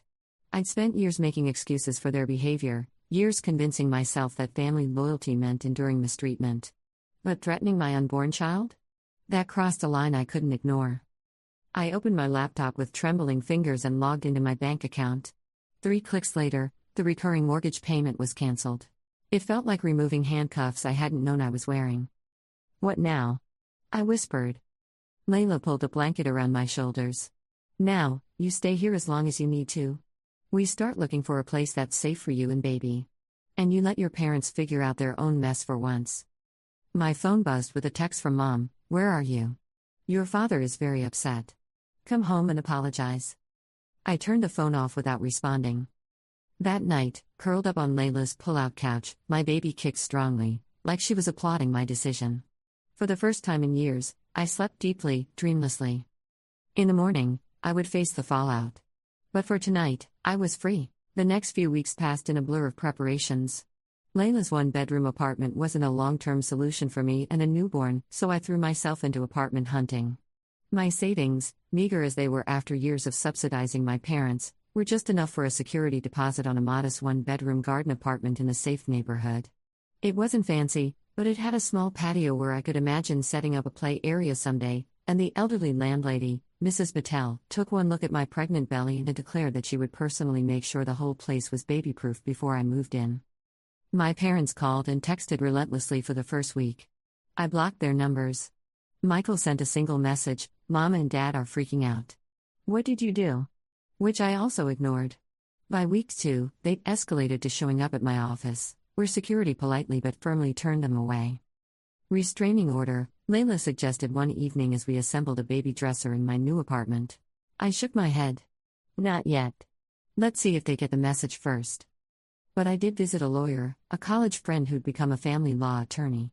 She helped me draft a cease and desist letter, outlining the threat that had been made against me and making it clear that any further contact would result in legal action. We sent it certified mail. After that, the calls stopped. I settled into my new place, nesting instinct in full swing despite my limited budget. Friends from work threw me a surprise baby shower, filling the apartment with diapers, onesies, and more practical items than I could have afforded on my own. My boss approved my remote work arrangement for after maternity leave. Things were falling into place. The mortgage payment date came and went. I felt a twinge of guilt, quickly replaced by resolve. They'd made their choice. I'd made mine. I was due in 8 weeks. The doctor said everything looked perfect with the baby, a little girl I decided to name Lily. My back ached constantly, and sleep was becoming a distant memory, but I was making it work. I was going to be okay. Then came the voicemail that changed everything. I didn't recognize the number, so I let it go to voicemail while I finished a work report. When I finally played it back, my mother's voice filled the room, broken, desperate, barely recognizable. Eleanor, please. If you get this. We need help. The bank. They've taken the house. We're at the West Side shelter for now, but they can't take Michael because he's not. Please, Eleanor. We have nowhere else to turn. I played it 3 times, emotions swirling. Satisfaction, that the consequences of their actions had finally caught up to them. Guilt, that I'd been the catalyst. Worry, despite everything, because they were still my parents. But mostly, I felt a strange, calm clarity. This was the moment of truth, not just for them, but for me. The moment I decided what kind of person I would be, what kind of mother I would become. I called Layla. They've lost the house, I said without preamble. They're at a shelter. She was silent for a moment. And how do you feel about that? Conflicted, I admit it. Part of me wants to say it serves them right. But another part wants to rescue them. Again. Her tone wasn't judgmental, just knowing. Is that terrible? After everything? Layla sighed. It's not terrible, Ellie. It's who you are, someone who cares, even when people don't deserve it. But the question isn't whether you should feel bad for them. It's what you're going to do about it. What was I going to do? I looked around my small apartment, thought about my meager savings, the baby on the way, the precarious new life I was building. I can't bring them here, I said firmly. I won't put my daughter at risk. Good, Layla approved. What else? I thought for a long moment. I could help them find resources. Temporary housing assistance, financial counseling. I could co-sign for a small apartment, maybe. Not the mortgage again, but something they could actually afford if they both worked. With conditions, Layla added. Like, actual consequences if they ever threaten you again. And Michael gets a job or gets out. I nodded, though she couldn't see me. With very clear conditions. Then I think you have your answer, she said softly. You're finding the middle ground between cutting them off entirely and setting yourself on fire to keep them warm. That's healthy, Ellie. After we hung up, I sat for a long time, hands resting on my swollen belly, feeling Lily's restless movements. The sun was setting, casting long shadows across my small living room. Tomorrow, I would call my mother back. I would set boundaries, offer limited help, require accountability. I would be compassionate without being a doormat. But tonight? Tonight I would rest in the knowledge that I was breaking the cycle. That my daughter would grow up in a home where she was valued, protected, and loved, not for what she could provide, but simply for who she was. Tonight, that was enough. I didn't call my mother back the next day. Or the day after. I needed time to think, to plan, to prepare myself emotionally for whatever came next. I consulted with my lawyer friend again, drafted a clear set of terms for any assistance I might offer. I talked to a family therapist, who helped me script the conversation to avoid getting manipulated or drawn into old patterns. By the time I finally made the call, almost a week had passed since my mother's desperate voicemail. The number she'd called from was for the shelter's main office. The intake coordinator who answered confirmed that my parents were still there but said Michael had never been with them. Would you like me to take a message for them? She asked. Yes, I said, my voice steadier than I expected. Please tell them that Eleanor will meet them tomorrow at 10 a.m., at the coffee shop across the street. Just my parents. Not my brother. That night, sleep eluded me. Lily was particularly active, as if she sensed my anxiety. I paced the small apartment, rehearsing what I would say, trying to anticipate their reactions. Would they be humble and grateful? Angry and entitled? Some volatile mix of both? By morning, dark circles shadowed my eyes, but my resolve was firm. I dressed carefully in a loose maternity dress that was professional yet comfortable, pulled my hair back neatly, applied just enough makeup to look put together. Armor, a sort. I arrived at the coffee shop 20 minutes early, selecting a corner table with good visibility of the entrance and a quick path to the restrooms, a pregnant woman's constant concern. I ordered herbal tea and a scone I had no appetite for, then waited, hands clasped tightly on the tabletop. They arrived precisely on time, looking like strangers.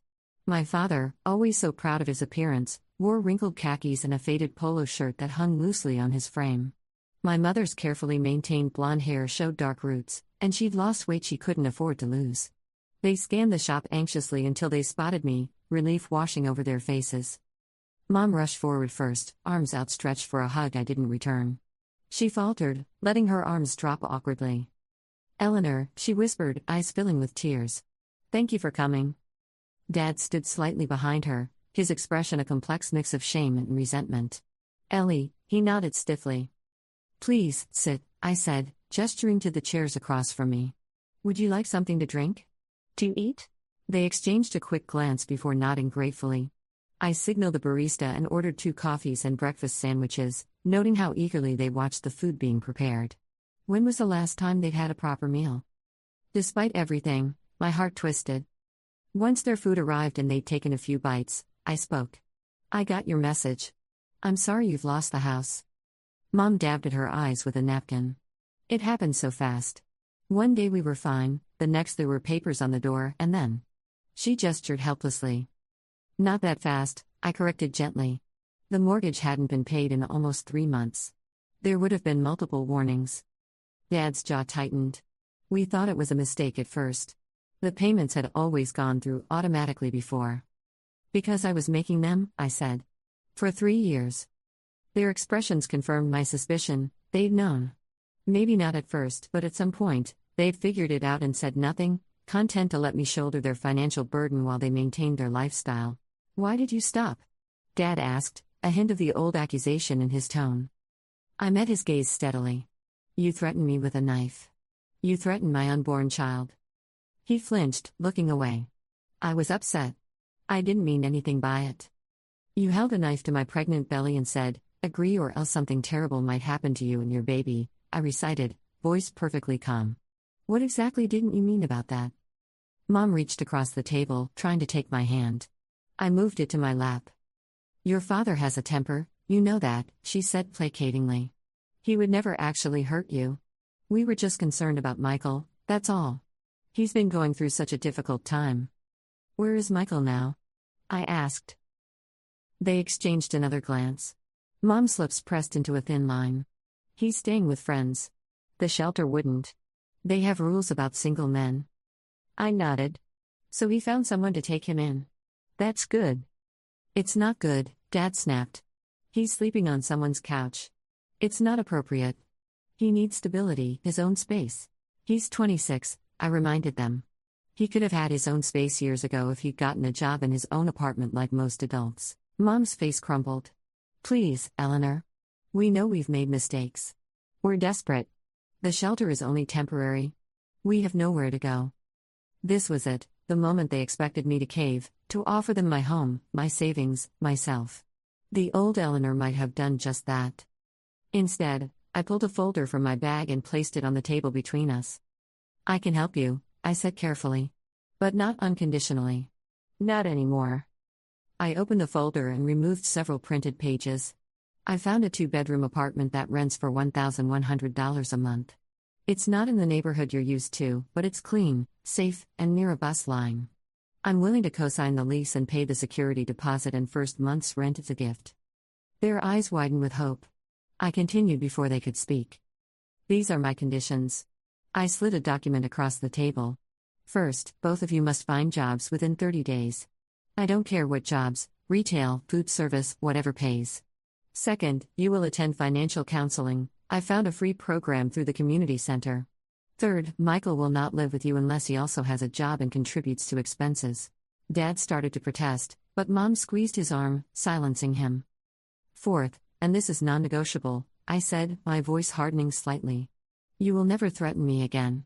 Not with words, not with weapons, not with emotional manipulation.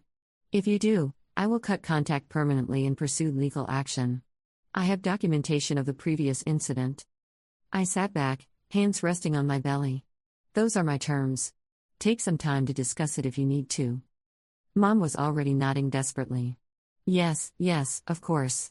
We accept. Thank you, Eleanor, thank you so much. Dad looked less certain, pride warring with necessity on his face. Finally, he gave a curt nod. We appreciate your assistance. One more thing, I added. I'm due in 7 weeks. When Lily is born, if you want to be part of her life, you'll respect me as her mother. My decisions for her are final. She will never know fear in your presence. Do you understand? Of course we understand, Mom said quickly. We would never. We're going to be wonderful grandparents, you'll see. This has all been a wake-up call. I wasn't as confident in their reformation as she was pretending to be, but it was a start. I'll have the lease papers tomorrow, I said, gathering my things. Meet me at the rental office at 2 p.m. As I stood to leave, Mom reached out again, this time managing to grasp my hand. Her fingers were cold and bony. Eleanor, she said, voice breaking. I'm so sorry. For everything. You deserved better from us.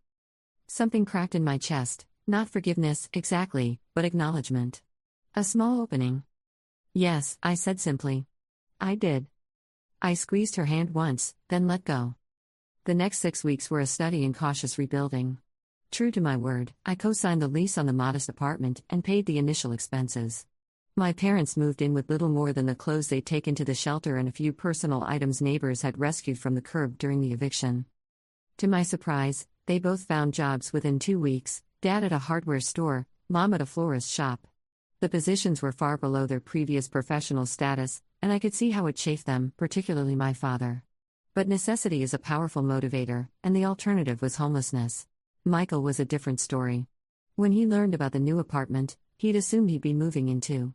The resulting argument, which I heard about later from Mom, had been explosive. He couldn't believe they were choosing Ellie over him by accepting my terms. Couldn't understand why he should have to work when he was still figuring things out. He'd stormed off and was now couch surfing between increasingly impatient friends.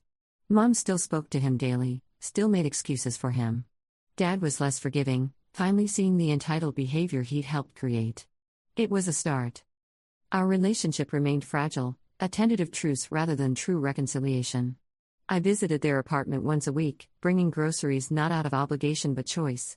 We talked carefully, avoiding certain topics, slowly feeling out the boundaries of our new dynamic. Mom asked about the baby, offered to help set up the nursery. Dad remained more distant but made small overtures, fixing a leaky faucet in my apartment, bringing home discounted baby items from the hardware store. There were slips, of course. Moments when Mom would say, "If you just come back home," before catching herself. Times when Dad would make cutting remarks about my sudden cruelty to them. Old patterns don't disappear overnight. But there was progress too. They attended their financial counseling sessions faithfully. They paid their own bills, lived within their new means. They were learning, however reluctantly, how to be self-sufficient.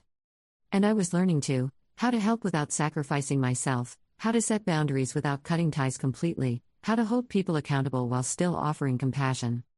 As my due date approached, I felt more prepared emotionally than I'd expected. My apartment was ready for Lily's arrival. Layla had organized a group of friends to be on call for when I went into labor. My boss had approved a generous maternity leave. Even Tim had resurfaced, asking hesitantly if he could be involved in his daughter's life.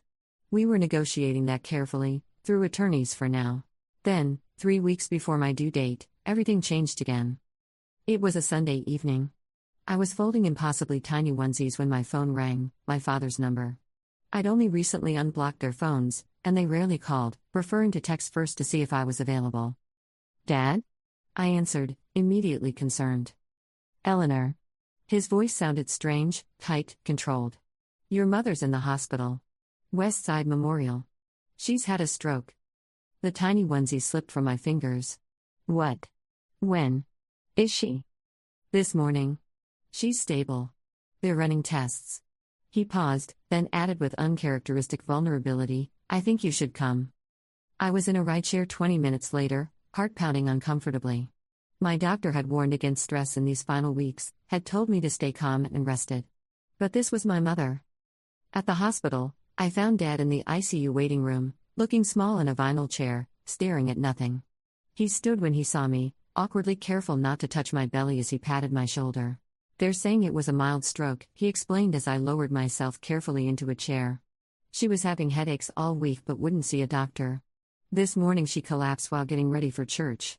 Her speech is a little slurred, and there's some weakness on her right side, but the doctors think she'll recover with therapy. I nodded, relief making me lightheaded. Can I see her? Soon.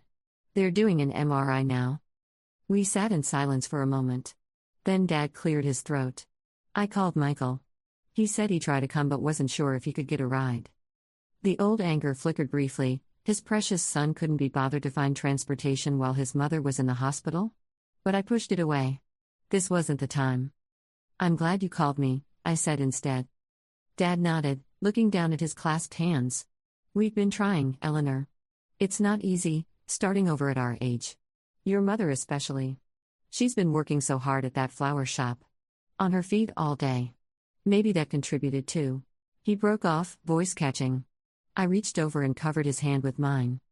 This isn't your fault, Dad. Strokes can happen to anyone. He nodded again, not convinced. The insurance from those jobs. It's not great. There will be medical bills. Therapy costs. I tensed, waiting for the ask. The old pattern reasserting itself, crisis followed by financial need followed by my sacrifice. For a moment, I was ready to withdraw my hand, withdraw my heart. But then he surprised me. I'm going to pick up extra shifts, he said firmly. And I've been looking into medical billing assistance programs. We'll figure it out. I don't want you worrying about that now, not with a baby coming. I stared at him, momentarily speechless. Was this growth? Actual change? Or just temporary consideration? Before I could respond, a doctor appeared at the waiting room entrance. Family of Patricia Sullivan? We both stood, and I waddled forward, one hand supporting my lower back. I'm her husband, Dad said. And this is our daughter. The doctor's eyes flicked to my obvious pregnancy. Perhaps you should sit, ma'am. The news is good, but I don't want you getting overexcited in your condition. I complied, lowering myself back into the chair as the doctor outlined Mom's prognosis, hopeful but requiring work. Several weeks of inpatient rehabilitation followed by outpatient therapy. Medications she'd likely take for the rest of her life. Lifestyle changes that would be non-negotiable. Can we see her now? Dad asked when the doctor finished. Yes, but briefly. She's tired, and her speech is still affected, so please don't expect too much conversation. In the hospital room, Mom looked shrunken against the white sheets, her face slack on one side, her usually perfect hair flattened and dull. But her eyes lit up when she saw me, filling with tears. Elle. She managed, the words slurred but recognizable. I moved to her bedside, taking her left hand, the one that still had full strength, in mine. I'm here, Mom. You're going to be okay. She squeezed my fingers weakly, then moved her hand to my belly. Bye. Safe? Something shifted in me then, a letting go, a softening. Whatever else she had been, whatever mistakes she had made, in this moment she was just a mother concerned for her child and grandchild. Baby's fine, I assured her, placing my hand over hers. We're both fine. You focus on getting better now. She nodded slightly, her eyelids already drooping with medication and exhaustion. Dad moved to the other side of the bed, stroking her hair with a tenderness I hadn't seen from him in years. Rest, Patty, he murmured. We'll be right here. As Mom drifted to sleep, I looked across at my father, really looked at him. The proud, domineering man who had once threatened me with a knife was gone, replaced by someone older, humbler, scared. Changed, whether by choice or circumstance. Could I change too? Not by forgetting or excusing what had happened, but by allowing for the possibility of redemption? By making space for a new kind of family for Lily, imperfect, complicated, but present? I didn't have all the answers that night as I sat in the hospital room, watching my mother sleep and my father keep vigil. But I felt something I hadn't expected to feel again with them: hope. Small, fragile, but real. Lily Elizabeth Sullivan was born on a Tuesday morning, 2 weeks early but perfectly healthy, with a strong set of lungs and a shock of dark hair. After 18 hours of labor, I was exhausted but exhilarated, gazing down at the tiny miracle in my arms, marveling at her miniature features and the fierce love that had exploded in my chest the moment they placed her on me. Layla was my rock throughout the delivery, holding my hand, feeding me ice chips, advocating with nurses when I was too tired to speak for myself. She was the first person besides me to hold Lily, tears streaming unashamedly down her face as she whispered promises to be the coolest honorary auntie ever. My parents waited in a family lounge. Mom was 4 weeks into her recovery, still using a walker but making steady progress with her speech and mobility. Dad had taken time off work to care for her, showing a patience and gentleness I'd never witnessed from him before. When the nurses had settled us in our room and Lily and I had both been checked thoroughly, I told Layla it was okay to bring them in. She gave me a searching look. "You sure? No one would blame you if you wanted more time." I nodded. "I'm sure." They entered tentatively, Dad guiding Mom's walker, both of them looking nervous and awestruck. Mom's eyes immediately filled with tears when she saw Lily. "Oh, Eleanor," she breathed, the words still slightly slurred but intelligible. "She's beautiful." They approached the bed slowly, afraid to intrude. I shifted Lily slightly in my arms. "Would you like to hold your granddaughter?" I asked. The look on Mom's face, pure, startled joy, told me I'd made the right decision. She lowered herself carefully into the bedside chair, and I gently placed Lily in her arms, adjusting her hold to support the baby's head. "Hello, little one," Mom whispered, stroking a finger down Lily's cheek. "I'm your grandma." Dad stood behind her, one hand on her shoulder, gazing down with an expression of wonder. "She has your chin, Ellie," he said softly. "And your mother's eyes, I think." We remained like that for several minutes, the room quiet except for Lily's occasional snuffling sounds. Then Dad cleared his throat. "Eleanor, we want you to know." He glanced at Mom, who nodded encouragingly. "We've been talking. A lot. About the kind of grandparents we want to be. The kind of parents we should have been to you." I waited, holding my breath. "We failed you," he continued, voice rough with emotion. "So many times, in so many ways. The knife." He closed his eyes briefly. "I'll never forgive myself for that. Never. I wouldn't blame you if you kept us at arm's length forever." Mom looked up from Lily. "But we hope you'll let us try to make it right. Not to erase what happened, but to be better going forward. For Lily. For you." I felt tears welling in my eyes, hormones, exhaustion, relief, all mingled together. "I'd like that," I said. "I want Lily to know her grandparents. But the boundaries I set before still stand. This little girl will grow up knowing she's valued, protected, and loved unconditionally. No favorites, no threats, no manipulation." "Absolutely," Dad agreed immediately. "We understand." Mom nodded, then hesitated. "And Michael? When he's ready to get his life together?" I thought for a moment. Michael had still not visited Mom in the hospital, had made only sporadic contact. His absence spoke volumes. "When Michael is ready to be a healthy presence in Lily's life, we can discuss it," I said carefully. "But that's his choice to make." They accepted this with matching nods. Mom reluctantly handed Lily back to me, and Dad helped her to her feet. "We should let you rest," he said. "Is there anything you need? Anything we can bring tomorrow?" I shook my head. "Just yourselves." After they left, Layla returned, eyebrows raised questioningly. "How was it?" "Surprisingly okay," I told her, adjusting Lily against my chest. "Not perfect. Not healed. But okay." She smiled, sitting on the edge of the bed. "Isn't it weird how having this tiny human makes you reevaluate everything? Even the stuff you thought was settled?" I looked down at my daughter's peaceful face. "It's like I suddenly understand the difference between forgetting and forgiving. I won't ever forget what happened. But maybe, for her sake and for mine, I can work on forgiving.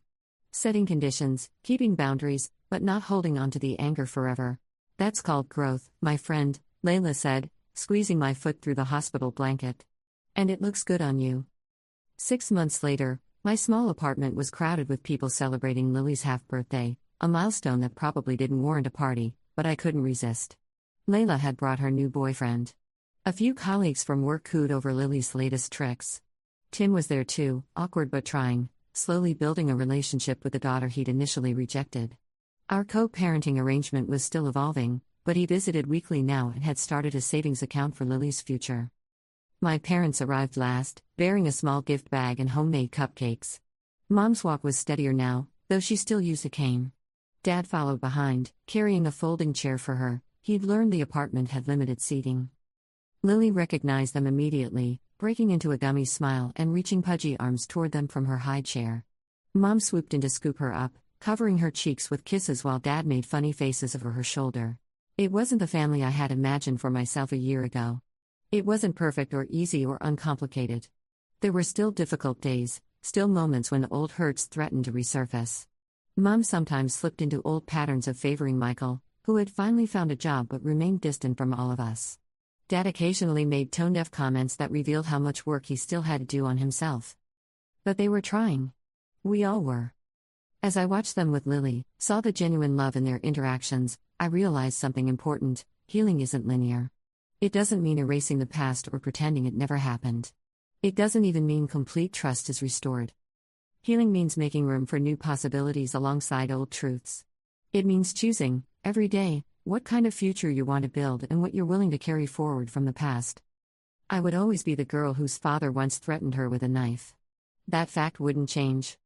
But I could also be the woman who found the courage to set boundaries, who created safety for her child, who offered conditional redemption where it was earned, and who broke the cycle of dysfunction that had defined her family for generations. I could be both. Lily squealed with delight as Dad pretended to nibble her fingers, and Mom looked up at me with a smile that acknowledged everything: the pain behind us, the work still ahead, the precious present moment we were sharing. I smiled back, and it felt like freedom.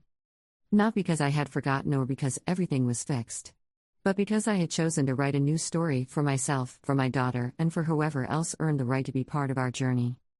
A story where the knife at the dinner table wasn't the end, but a terrible turning point that ultimately led somewhere better. A story where even the deepest wounds could, in time, become scars, still visible, still part of me, but no longer bleeding, no longer defining everything that came after. A story where love, the right kind of love, could heal what once seemed broken beyond repair. Lily reached for me from my mother's arms, and as I took her, feeling her solid weight against my heart, I knew with absolute certainty: this was always how our story was meant to begin. On Lily's first birthday, we gathered in the community garden behind my apartment building. The weather cooperated perfectly: warm sunshine, a gentle breeze, and enough cloud cover to keep everyone comfortable. I'd spent weeks planning the modest celebration, wanting it to be special without being extravagant. Layla arrived early to help set up, hanging paper lanterns from the pergola and arranging wildflowers in mason jars. Tim came next, carrying a handmade wooden rocking horse he'd crafted in the woodworking class he'd started taking, part of his own journey of growth over the past year. "It's beautiful," I told him sincerely, running my hand over the smooth, polished wood. "She'll treasure it." He smiled, still slightly awkward but more confident now in his role as Lily's father. "I've been thinking," he said, helping me spread tablecloths over the picnic tables. "I'm going to be moving to a 2-bedroom apartment next month. I thought, maybe Lily could start having overnight visits? If you're comfortable with that, of course." A year ago, the suggestion would have triggered anxiety, distrust. Now, I considered it thoughtfully. Tim had proven himself reliable over the past months, never missing a scheduled visit, always responsive to my texts about Lily's needs, genuinely engaged in her development. "Let's try a few longer daytime visits first," I suggested. "If those go well, then yes, I think overnight stays would be good for both of you." The relief on his face was evident. Another bridge carefully rebuilt. My parents arrived precisely on time, as had become their habit. Dad carried a colorfully wrapped package, Mom held a homemade birthday cake, lemon with vanilla frosting, my childhood favorite that she'd adapted to be less sweet for a 1-year-old. "We've been practicing," she told me proudly as Dad set up the cake on the dessert table. 3 test runs to get it just right. The effort touched me, not just the cake itself, but what it represented. The listening, the remembering, the desire to contribute something meaningful rather than just expensive. Small steps, but significant ones. Lily toddled toward them the moment she spotted them, her slightly wobbly walk giving way to full-speed crawling when she got too excited. Mom knelt carefully, arms outstretched, while Dad stood ready to assist her if her balance faltered. "There's our birthday girl," Mom exclaimed, gathering Lily into a hug. Grandma and Grandpa are so happy to see you. As the party progressed, more guests arrived: co-workers, neighbors, friends from my prenatal yoga class, and their babies. Mrs. Patel, my landlady, brought homemade samosas and doted on Lily, whom she'd unofficially adopted as an honorary grandchild.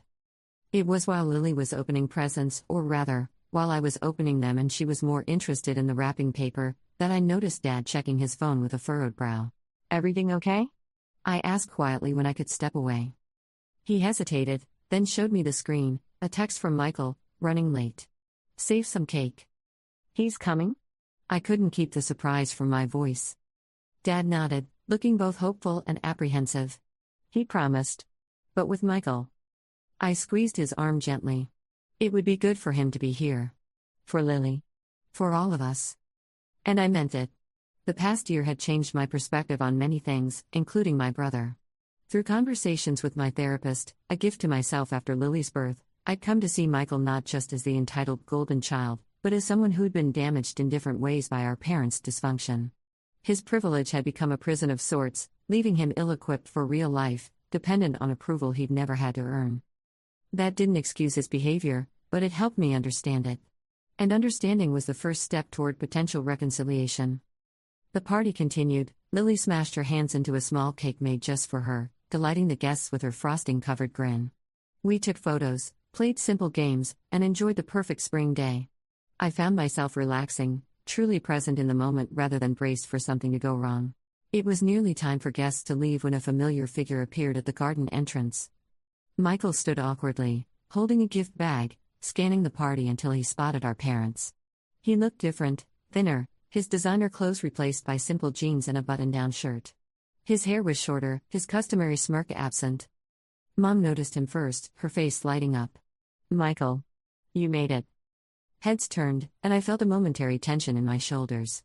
Michael and I hadn't spoken directly in over a year. The last time had been a brief, uncomfortable encounter at the hospital during Mom's recovery, where we'd exchanged stilted pleasantries before he'd made an excuse to leave. I watched as he hugged our parents, presented his gift, a plush elephant that Lily immediately grabbed from the bag, and made small talk with Tim, whom he'd met once before. His demeanor was subdued, almost humble, so unlike the brother I remembered that I found myself staring. Eventually, as guests began to depart, he made his way to where I stood packing leftover food into containers. "Hey, Ellie," he said, hands in his pockets, eyes not quite meeting mine. "Michael," I nodded. "I'm glad you could come. It means a lot to Mom and Dad." "Yeah." He shifted his weight from one foot to the other. "Lily's great. She looks like you." "Thanks." An awkward silence stretched between us, years of unspoken resentments and missed opportunities hanging in the air. Finally, Michael took a deep breath. "I've been wanting to talk to you. Not today, this is Lily's day. But soon, maybe? Coffee or something?" I studied him, trying to read his intentions. "What about?" He glanced toward our parents, who were helping Lily toddle around the garden, pointing out flowers and butterflies to her. "About everything. The house. What happened with Dad and the knife. How I've been.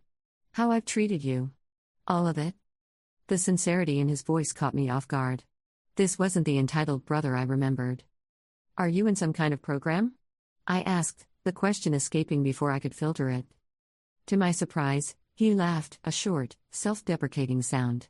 "That obvious, huh? Not what you're thinking, though. No substances involved.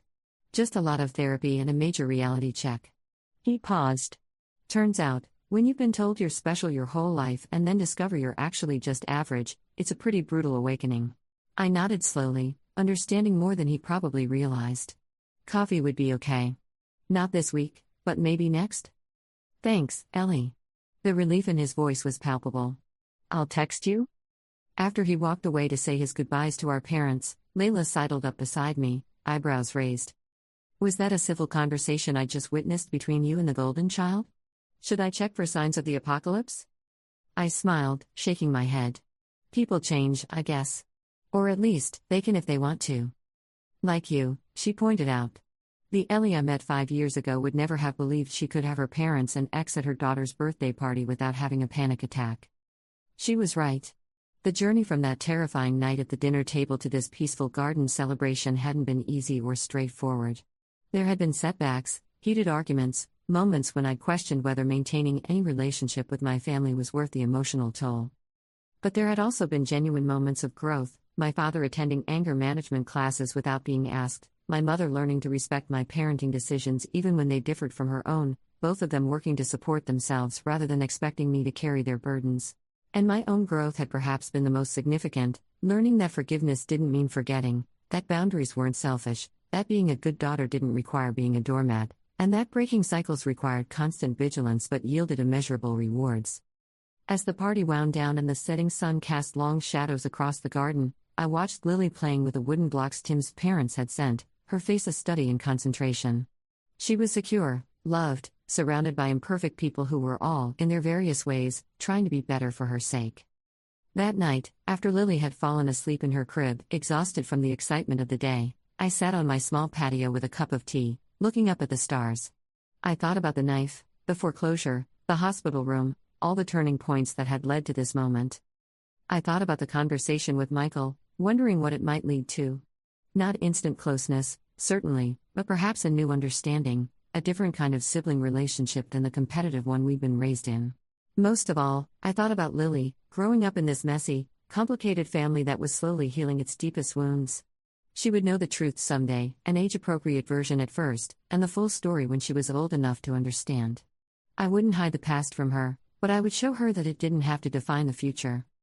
That was the greatest gift I could give her, not a perfect family, but an honest one.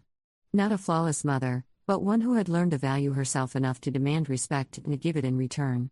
Not a life without challenges, but the tools and support to face them with courage and integrity. As I finished my tea and prepared to turn in for the night, my phone lit up with a text from Michael, "Thanks for letting me come today. Coffee next Thursday?" I typed back a simple reply, 3 p.m. The cafe on Maple. See you then. Another small step. Another bridge being carefully rebuilt. Another chapter in our complicated, imperfect, hopeful story. Story 4. Good news, babe. I have transferred the last $65,000 from his account. Now we can be free. I overheard my wife speaking to her childhood best friend. I didn't confront her. I didn't cry. I just calmly sent the recording to the authorities and my lawyer. 3 days later, her lawyer was begging me to have mercy on her. I never expected to catch my wife stealing my money and planning to run away with another man. But that's exactly what happened last Tuesday at 2:17 p.m. You know what's funny? I wasn't even supposed to be home. I should have been at a client meeting downtown, not standing frozen in our hallway, listening to my wife of 8 years plotting my financial ruin with her supposed childhood best friend. Let me back up. I'm getting ahead of myself. My name is Daniel Mercer. I'm 36, run a moderately successful architecture firm, and until last week, I thought I had a happy marriage. I'm not the type to air my dirty laundry. In fact, I've always been private to a fault. My father used to say I'd make a great poker player because I keep everything close to the chest. But right now, I need to tell someone what happened. Even if that someone is just you, whoever you are, reading this. It started with a headache. You sure you'll be okay to drive yourself? Eliza asked, her hand on my forehead. She looked concerned, her brow furrowed as she checked my temperature. I nodded, immediately regretting the movement as pain lanced through my skull. Yeah, it's just a migraine. The Wilkerson meeting isn't until 2:30. I'll take something strong and rest for an hour before heading out. She handed me 2 pills and a glass of water. These should help. I made you some ginger tea, too. It's on your nightstand. Thanks, I mumbled, already closing my eyes against the kitchen's harsh lighting. You're the best. I know, she said, kissing my forehead. I've got that appointment with Dr. Keller at 11, then lunch with Rose.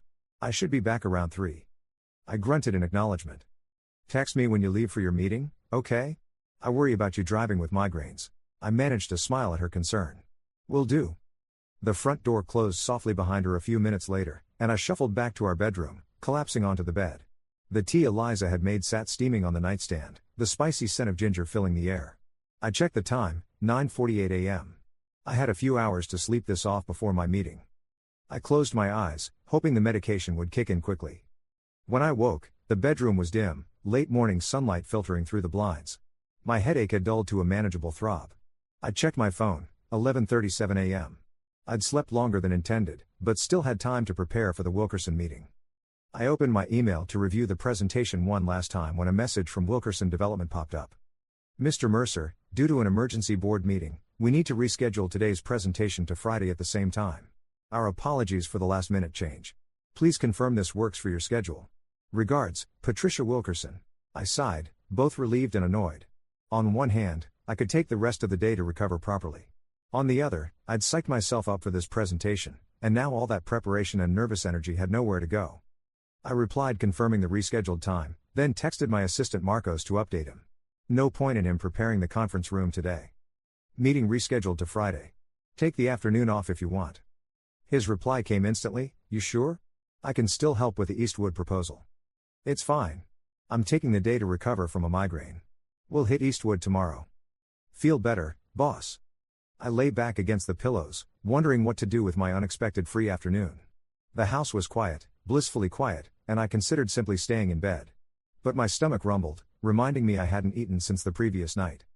I padded to the kitchen and made a sandwich, checking the time again. 12:15 p.m. Eliza would be at lunch with Rose now. Rose Adler, her supposed best friend since elementary school. I'd never quite warmed to Rose, with her too loud laugh and habit of touching Eliza's arm whenever they spoke, as if establishing ownership. Something about her always felt off. But Eliza adored her, and I'd learned early in our marriage to keep my reservations to myself. After eating, I felt surprisingly better. The medication had done its job, and while I still felt the shadow of the migraine lurking, it was manageable. I decided to use the unexpected free time to organize my home office, a task I'd been putting off for weeks. I spent the next hour sorting through papers, filing receipts, and clearing the clutter that had accumulated on every surface. When I came across our household budget spreadsheet, I made a mental note to update it with our recent expenses. Eliza and I maintained a joint account for household expenses, but we each kept separate accounts for personal spending, an arrangement that had worked well for us. At least, I thought it had. I was emptying the wastebasket when my phone buzzed with a text from Craig, my closest friend and the lead structural engineer at my firm. How'd the Wilkerson meeting go? Did Patricia go for the rooftop garden? I texted back, meeting rescheduled. Migraine from hell this morning.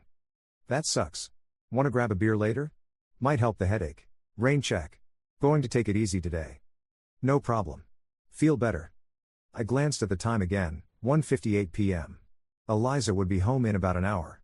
I decided to shower and maybe take another nap before she returned. That's when I heard the front door open. Hello? I called out, stepping into the hallway. Eliza? No response, but I heard movement in the living room. Then Eliza's voice, pitched lower than usual, floated down the hall. No, he's at his meeting downtown. We have at least 2 hours. I froze. Who was she talking to? And why did she think I was at my meeting? I started to move toward the living room, then stopped when I heard another voice, Rose's unmistakable rapid-fire speech. And you're sure the transfers won't be traced? The offshore account is secure? My blood ran cold.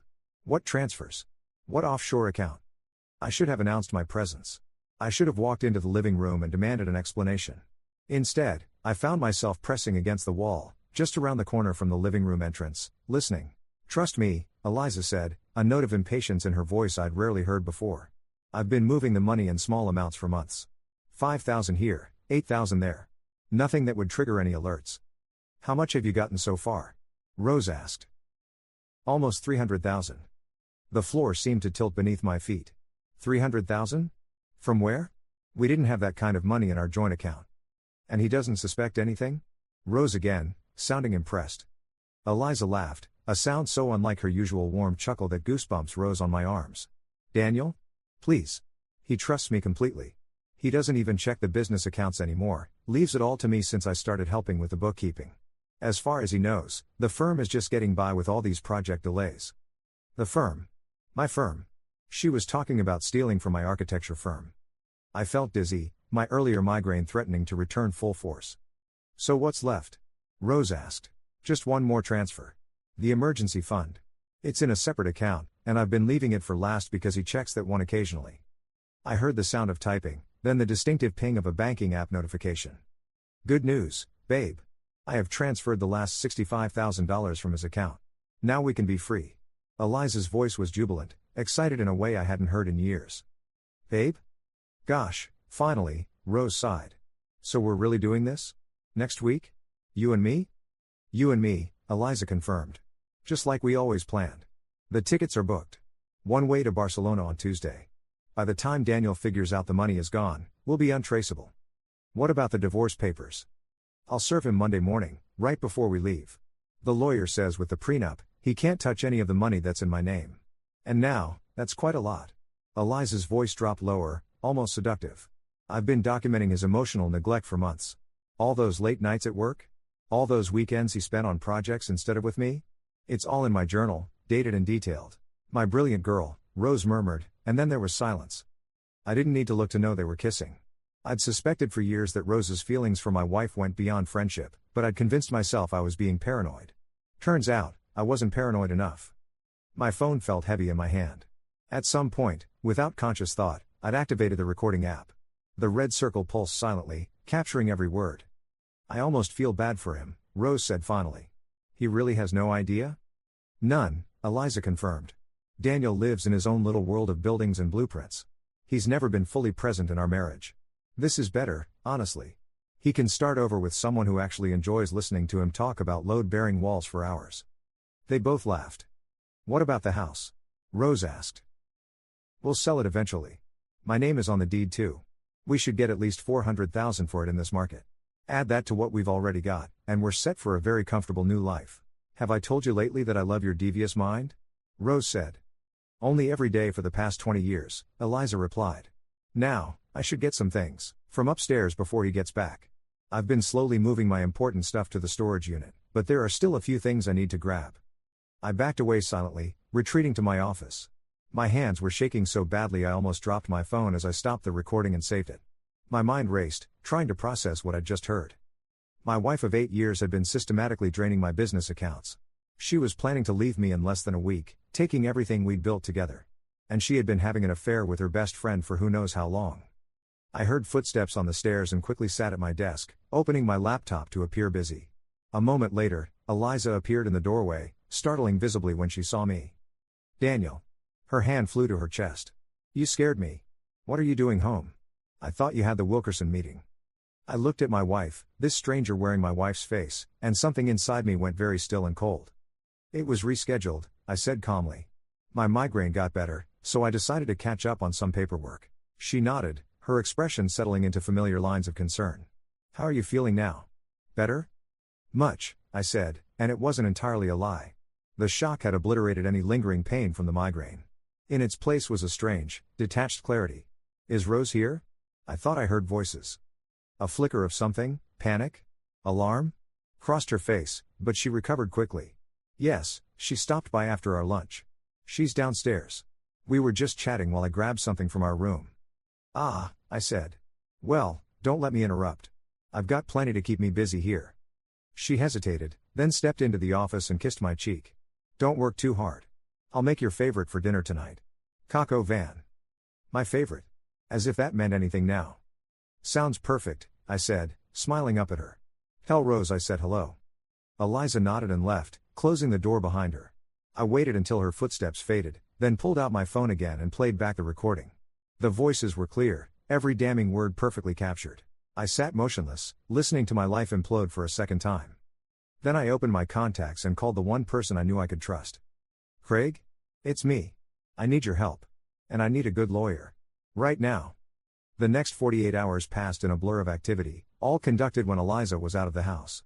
Craig came over immediately after I called him, listened to the recording with growing horror, then helped me formulate a plan. First, we called Marcus Davis, a forensic accountant Craig knew from college. Marcus remotely accessed my business accounts and confirmed what I already knew: systematic withdrawals totaling over $300,000 over the past 6 months. All authorized by Eliza, whose name I had foolishly added to the accounts 3 years ago when she offered to help with the bookkeeping. She was clever, Marcus said, pointing to the spreadsheet he'd compiled. Nothing large enough to trigger automatic fraud alerts. And she doctored the books to make it look like the money went to vendors and contractors. If you weren't specifically looking for it, you'd never notice. Next, Craig connected me with Catherine Wong, a razor-sharp divorce attorney who specialized in cases involving financial fraud. The recording is gold, Catherine said after listening to it in her downtown office, where I'd gone under the pretense of a rescheduled client meeting. Proves intent, conspiracy, and premeditation. We'll file for divorce on grounds of adultery and financial misconduct. What about the money? I asked. Can we get it back? Some of it, probably. We'll file for emergency injunctions on all accounts in both your names and ask the court to freeze any transfers. If the money has already moved offshore, it gets trickier, but not impossible. She tapped her pen against her legal pad. The more pressing issue is stopping her from taking that flight on Tuesday. Once she leaves the country with the money, our job gets exponentially harder. So what do? We call the police, Catherine said simply. What she's done is criminal fraud. The recording gives us probable cause. With your permission, I'll contact a detective I know in financial crimes today. I hesitated only briefly. Despite everything, some part of me still remembered the woman I'd fallen in love with, the woman who'd nursed me through pneumonia 3 years ago, who knew exactly how I took my coffee, who used to leave little sketches of buildings she thought I'd find interesting tucked into my briefcase. But that woman was gone, or maybe she'd never existed at all. Do it, I said. Catherine nodded and picked up her phone. Detective Sean Rodriguez arrived at her office 30 minutes later. He was a compact man with intelligent eyes and a deliberately casual manner that I suspected disarmed many suspects. This is quite a situation, Mr. Mercer, he said after listening to the recording. Your wife and her friend have been quite thorough in their planning. Will this be enough for an arrest? Catherine asked. The recording establishes criminal intent, and the financial records show the actual theft, Rodriguez said, nodding. I'll need formal statements from Mr. Mercer and the forensic accountant, but yes, we can move forward with arrests. Arrests, plural? I asked. Ms. Adler is clearly a co-conspirator, Rodriguez explained. She may not have directly stolen the money, but she helped plan the theft and intended to benefit from it. That makes her an accessory at minimum. He leaned forward. Here's what I suggest, we continue monitoring their activities through the weekend. We'll get warrants for their electronic communications, bank records, everything. Then, on Monday morning, before they can leave for the airport, we move in. Monday? I echoed. That's cutting it close. It gives us time to build an airtight case, Rodriguez countered. And frankly, it's better if they think their plan is proceeding smoothly. People get careless when they believe they're in the clear. I looked to Catherine, who nodded. He's right. The stronger the case, the better our position for recovery of assets.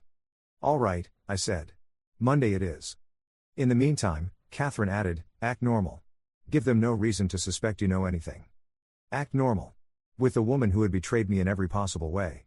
Who was planning to steal my livelihood, my home, my dignity. I'll try, I said, not sure if I could manage it.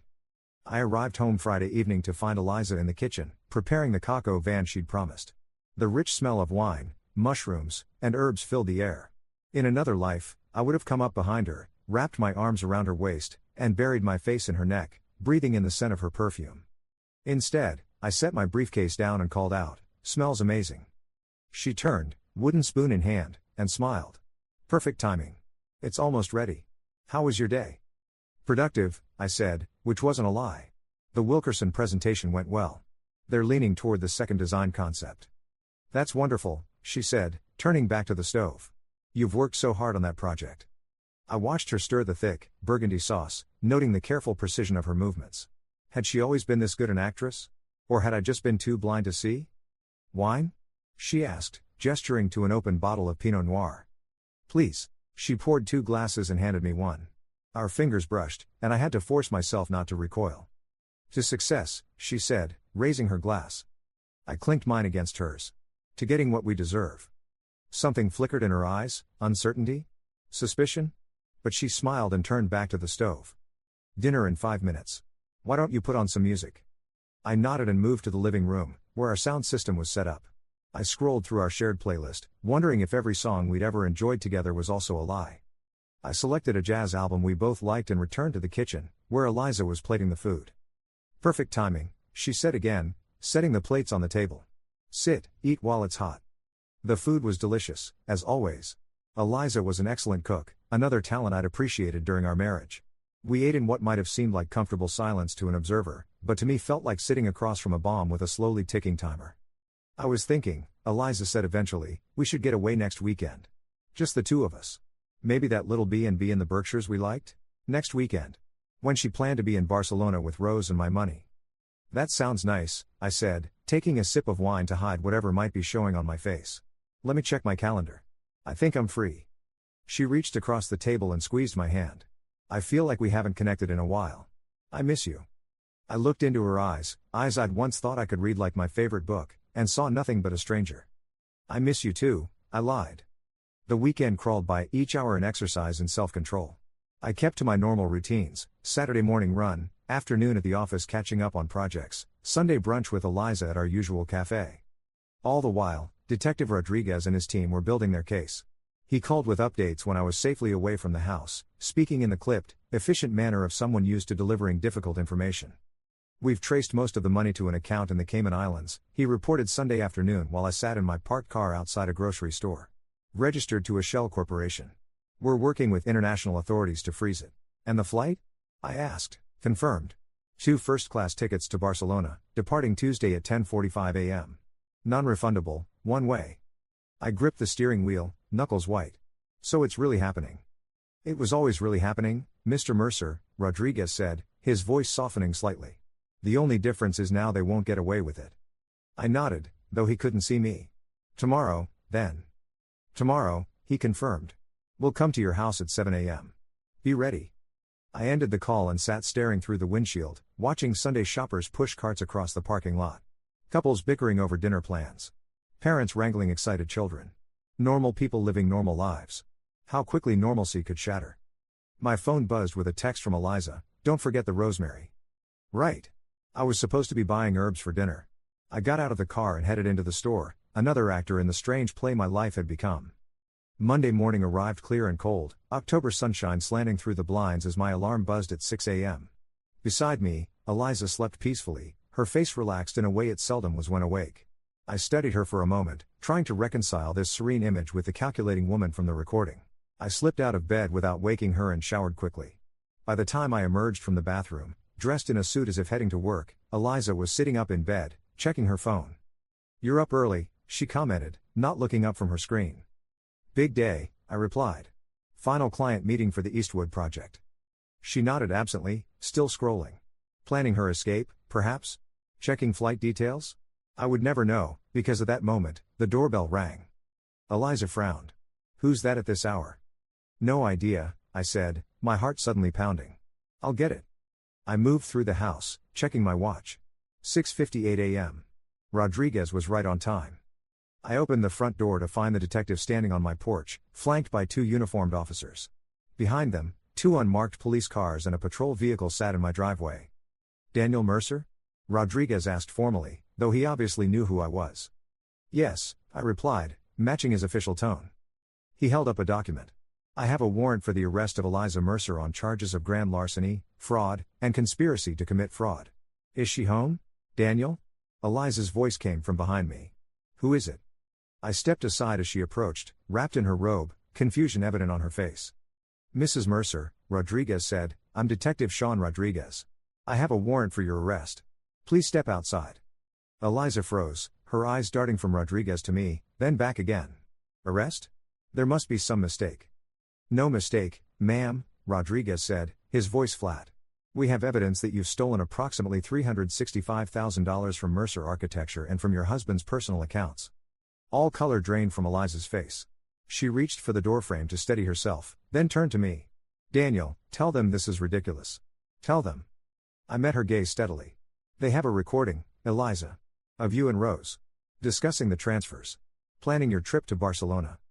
Her eyes widened, first in shock, then in fury. "You were spying on me?" "I was home with a migraine when you thought I was at a meeting," I corrected. "I overheard everything." "Mrs. Mercer," Rodriguez interrupted, "please step outside. You have the right to remain silent. Anything you say can and will be used against you in a court of law." As he continued reciting her Miranda rights, Eliza seemed to collapse in on herself, her shoulders slumping. Without another word, she stepped onto the porch. One of the uniformed officers approached with handcuffs. "Is that really necessary?" I asked, surprising myself with the question. Rodriguez gave me an assessing look, then nodded to the officer, who lowered the cuffs. "We'll escort Mrs. Mercer to get dressed first. Officer Chen will accompany her." The female officer nodded and followed Eliza inside. Rodriguez turned to me. "We're also arresting Ms. Adler this morning. A team is at her apartment now." I nodded, suddenly exhausted. "What happens next?" "Booking, arraignment, probably today or tomorrow. Your attorney should be present for that." "I'll call her," I said. Rodriguez hesitated, then added, more personally, "This is always the hardest part. It gets easier. Does it?" I wondered, but didn't ask. 20 minutes later, Eliza emerged from our bedroom, dressed in jeans and a sweater, Officer Chen beside her. Her face was a rigid mask, giving nothing away. As she passed me in the hallway, she stopped. "I never meant for this to happen," she said quietly. I almost laughed at the absurdity of her statement. Which part? Stealing from me? Having an affair? Planning to leave the country with my money? Which of those did you not mean to happen, Eliza? Her mask slipped, revealing a flash of the anger underneath. You were never there, Daniel. For years, you were never really there. Your work always came first. So you decided to steal it? I shook my head. You could have talked to me. You could have asked for a divorce. Instead, you chose this. Mrs. Mercer, Rodriguez said firmly, we need to go. Eliza gave me one last look, unreadable, then allowed herself to be led outside to the waiting patrol car. I watched from the doorway as they drove away, feeling strangely hollow. Mr. Mercer, Rodriguez said, handing me his card, we'll need you to come down to the station later today to give a formal statement. Call this number when you're ready, and ask for me. I nodded, pocketing the card. Thank you. After he left, I closed the door and stood in the silent house, unsure what to do next. Finally, I pulled out my phone and called Catherine. It's done, I said when she answered. They've arrested Eliza. And apparently Rose too. Good, she said briskly. I'll head to the station. They'll likely be arraigned this afternoon. In the meantime, I've prepared emergency motions to freeze all accounts and assets. I'm filing them with the court this morning. Thank you, I said, feeling like a broken record. Those 2 words seemed wildly inadequate for what was happening, yet they were all I had. Daniel, Catherine said, her voice gentling slightly, go to work if you can. Try to maintain some normalcy. This is going to be a marathon, not a sprint. After we hung up, I considered her advice. Go to work? Pretend this was a normal Monday? The thought seemed ludicrous. But the alternative, sitting alone in this house filled with 8 years of memories suddenly turned sour, seemed worse. I grabbed my briefcase, locked the door behind me, and drove to my office. Craig was waiting when I arrived, concern etched on his face. How did it go? I set my briefcase down heavily. About as well as an arrest can go, I suppose. No drama, no scenes. She seemed shocked that she got caught. He shook his head. I still can't believe it. Eliza, of all people. Me neither, I admitted, sinking into my chair. I keep thinking I'll wake up and this will all have been some bizarre nightmare. Have you eaten? Let me get you some coffee at least. I nodded gratefully, and he disappeared to the break room, returning moments later with a steaming mug. The staff will start arriving soon, he said, checking his watch. What do you want me to tell them? I hadn't considered that. My private crisis was about to become very public. The truth, I suppose, I said finally. That Eliza has been arrested for embezzling from the firm. That we're cooperating with the authorities. That projects will continue as normal. Craig nodded. I can handle the announcement if you want. Thanks, but it should come from me. I'm still the boss here. You are, he agreed. A boss who's had one heck of a morning. No one would blame you for taking the day. What would I do? Sit at home and stare at the walls? I shook my head. I'd rather work. It's the only thing that makes sense right now. Craig didn't argue, just nodded again and left me to prepare for the day ahead. Somehow, I made it through the morning. I called an impromptu staff meeting at 9:30, explained the situation in the most clinical terms possible, assured everyone that the firm was financially stable despite the theft, a slight exaggeration, and asked for their patience and discretion in the coming weeks. To their credit, my team responded with support and professionalism. Several stayed after to offer personal words of encouragement, which nearly broke the fragile composure I'd managed to maintain. At noon, Catherine called. Arraignment is set for 2 p.m., she reported. The prosecutor is charging both Eliza and Rose with multiple felonies. They're being held on $500,000 bail each. Will they make bail? I asked, not sure which answer I was hoping for. Not immediately. The judge has required proof that any bail money doesn't come from the stolen funds, which complicates things for them. So they stay in jail? For now, she confirmed. I've spoken briefly with Eliza's attorney, James Foster. He's a good lawyer, respected. He's requested a meeting with us tomorrow to discuss possible terms. Terms for what? A plea deal, most likely. The evidence against them is overwhelming. They'll want to minimize the damage. I stared out my office window at the city skyline, buildings I'd always found so comforting in their solid permanence. Do I need to be at the arraignment? No, Catherine said. In fact, it might be better if you weren't. These proceedings can get emotional, and we want to maintain the high ground. Relief washed through me. I wasn't ready to see Eliza again, especially not in a courtroom. What about tomorrow's meeting? Do I need to be there? That would be helpful, yes. It shows strength and sends the message that you're actively involved in seeking justice, not just hiding behind your attorney. I agreed to meet at her office the following day at 10 a.m., then ended the call and tried to refocus on work. The afternoon passed in a blur of project reviews and client calls that I barely remembered as soon as they were over. At 5:30, Craig appeared in my doorway. "Time to call it a day, boss. You look exhausted." I realized I'd been staring at the same blueprint for 20 minutes without seeing it. "Yeah, you're right. Want to get a bite? Or I can come over, keep you company for a while?" The offer was tempting. The thought of returning to the empty house, with Eliza's presence lingering in every room, made my stomach knot. But I needed time alone to process. "Thanks, but I think I need some space tonight. Rain check?" "Anytime," Craig said. "Call if you need anything. I mean it. Even if it's 3 a.m. I nodded, grateful for his friendship. The house was dark when I arrived home. I flipped on lights as I moved through the rooms, trying to dispel the heavy silence. In the kitchen, breakfast dishes still sat in the sink, Eliza's coffee mug with its lipstick stain, my cereal bowl. Remnants of our last normal morning together. I washed them mechanically, then opened the refrigerator. The leftover Coco van sat in a covered dish, the last meal she'd cooked for me. I closed the door without taking anything out and ordered pizza instead. While waiting for delivery, I wandered through the house, seeing it with new eyes. How many conversations had been lies? How many moments of supposed intimacy had been calculated? In our bedroom, Eliza's side of the closet was still full of clothes. The police had taken her laptop and phone, but everything else remained, creating the illusion she might walk through the door at any moment. I sat on the edge of the bed, suddenly overwhelmed by the reality of my situation. My wife was in jail. My business accounts had been drained. My marriage was over in the most spectacular, painful way possible. For the first time since discovering Eliza's betrayal, I allowed myself to feel the full weight of it. Something between a laugh and a sob escaped me, echoing in the empty room. The doorbell rang, my pizza, pulling me back from the edge of whatever emotional cliff I'd been approaching. I paid the delivery person and ate mechanically at the kitchen counter, not tasting a single bite. Later, lying awake in our bed, my bed now, I supposed, I tried to pinpoint exactly when things had gone wrong between us. Had there been signs I'd missed? Red flags I'd ignored? Or had Eliza simply been that good at deception? Sleep, when it finally came, brought no answers.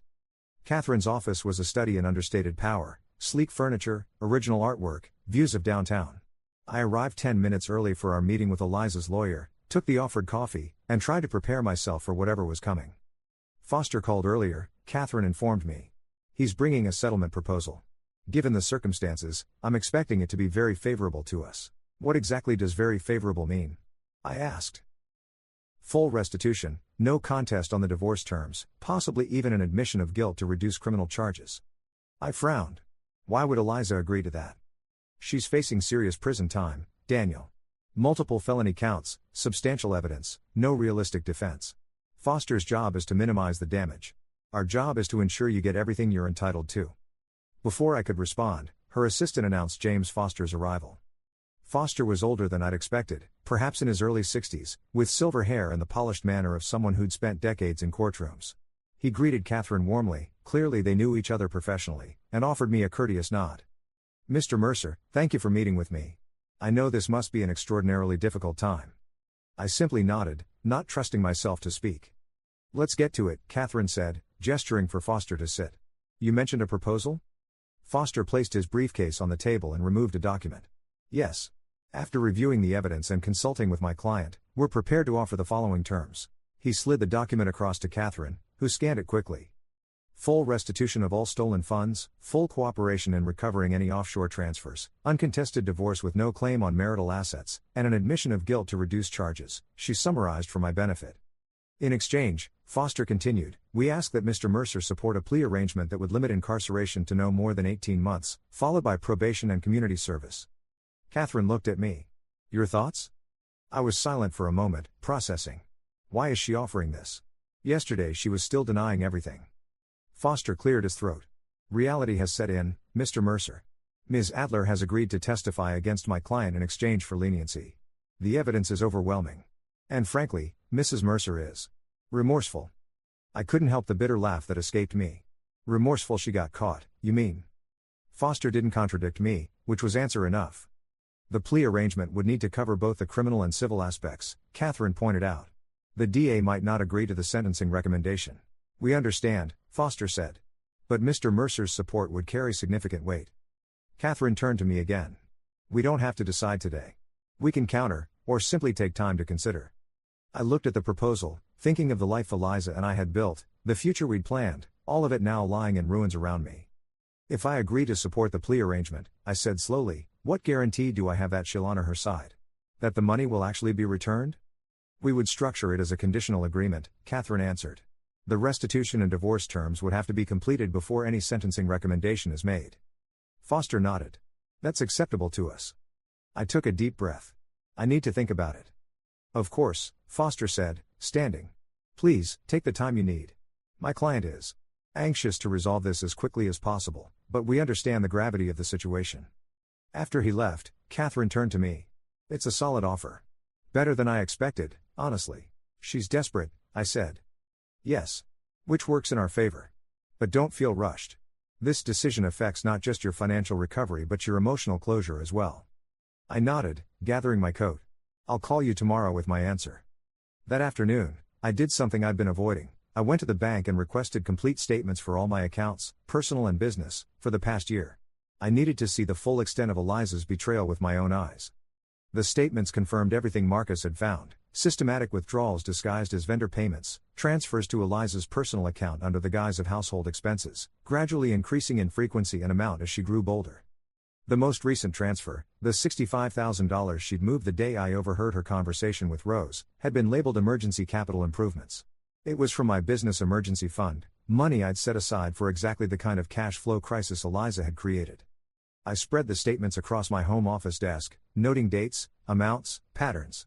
Something about seeing it all laid out made it more real, more tangible. This wasn't just betrayal in the abstract, it was calculated, sustained deception documented in black and white. My phone buzzed with a text from Craig. How did the meeting go? I typed back, she's offering full restitution and uncontested divorce in exchange for supporting a lighter sentence. His reply came quickly, take it. Get your money back and get her out of your life. So simple when put that way. But something still nagged at me, a question I couldn't shake. Why? What had driven Eliza to this? The woman I married had been kind, supportive, seemingly content with our life together. When had that changed? Or had it all been a performance from the beginning? On impulse, I called Detective Rodriguez. Mr. Mercer, he answered. What can I do for you? I'd like to speak with my wife, I said, surprising myself. A pause. That's unusual at this stage. Her attorney would need to be present.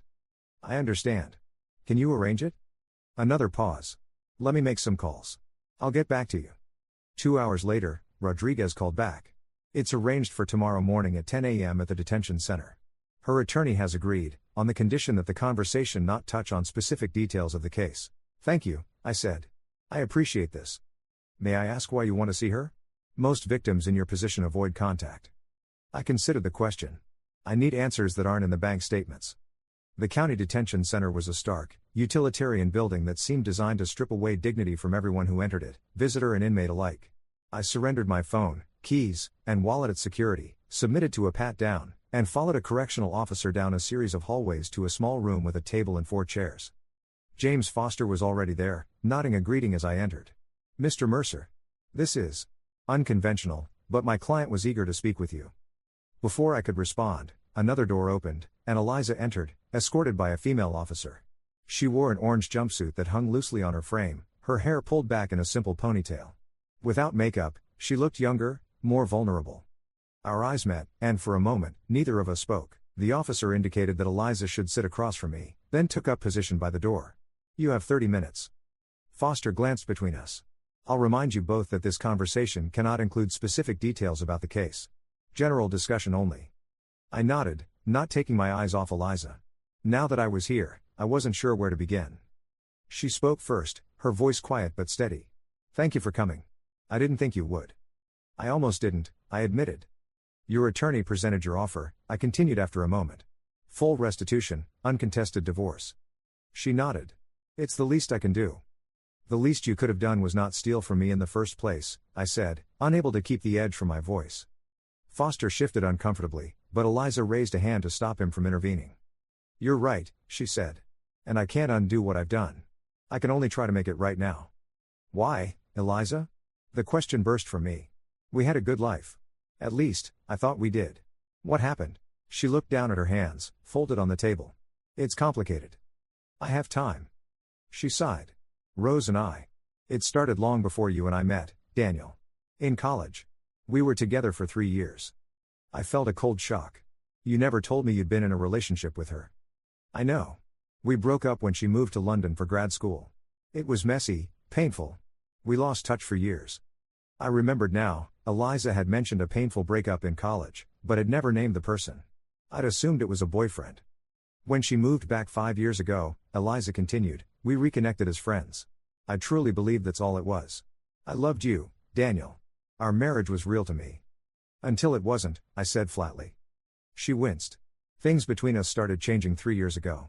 You were working constantly on the Riverfront project. 70, 80 hours a week. For months. That project saved the firm during the recession, I said defensively. You knew how important it was. I did. And I supported you. But when it was done, there was another critical project. And another. You were physically present but mentally absent. Do you know how many conversations we had where you were checking email on your phone while I was talking? I started to object, then stopped, uncomfortable with the grain of truth in her accusation. I had been absorbed in work. The firm was my creation, my legacy. Eliza had seemed to understand that. That doesn't justify what you did, I said finally. No, she agreed. It doesn't. Nothing does. But it's what happened. Rose was there. She listened. She made me feel seen. And eventually, old feelings resurfaced. And the money? Was that her idea too? Foster cleared his throat in warning, but Eliza ignored him. It started small. I was helping with the bookkeeping, and I saw how much the firm was making.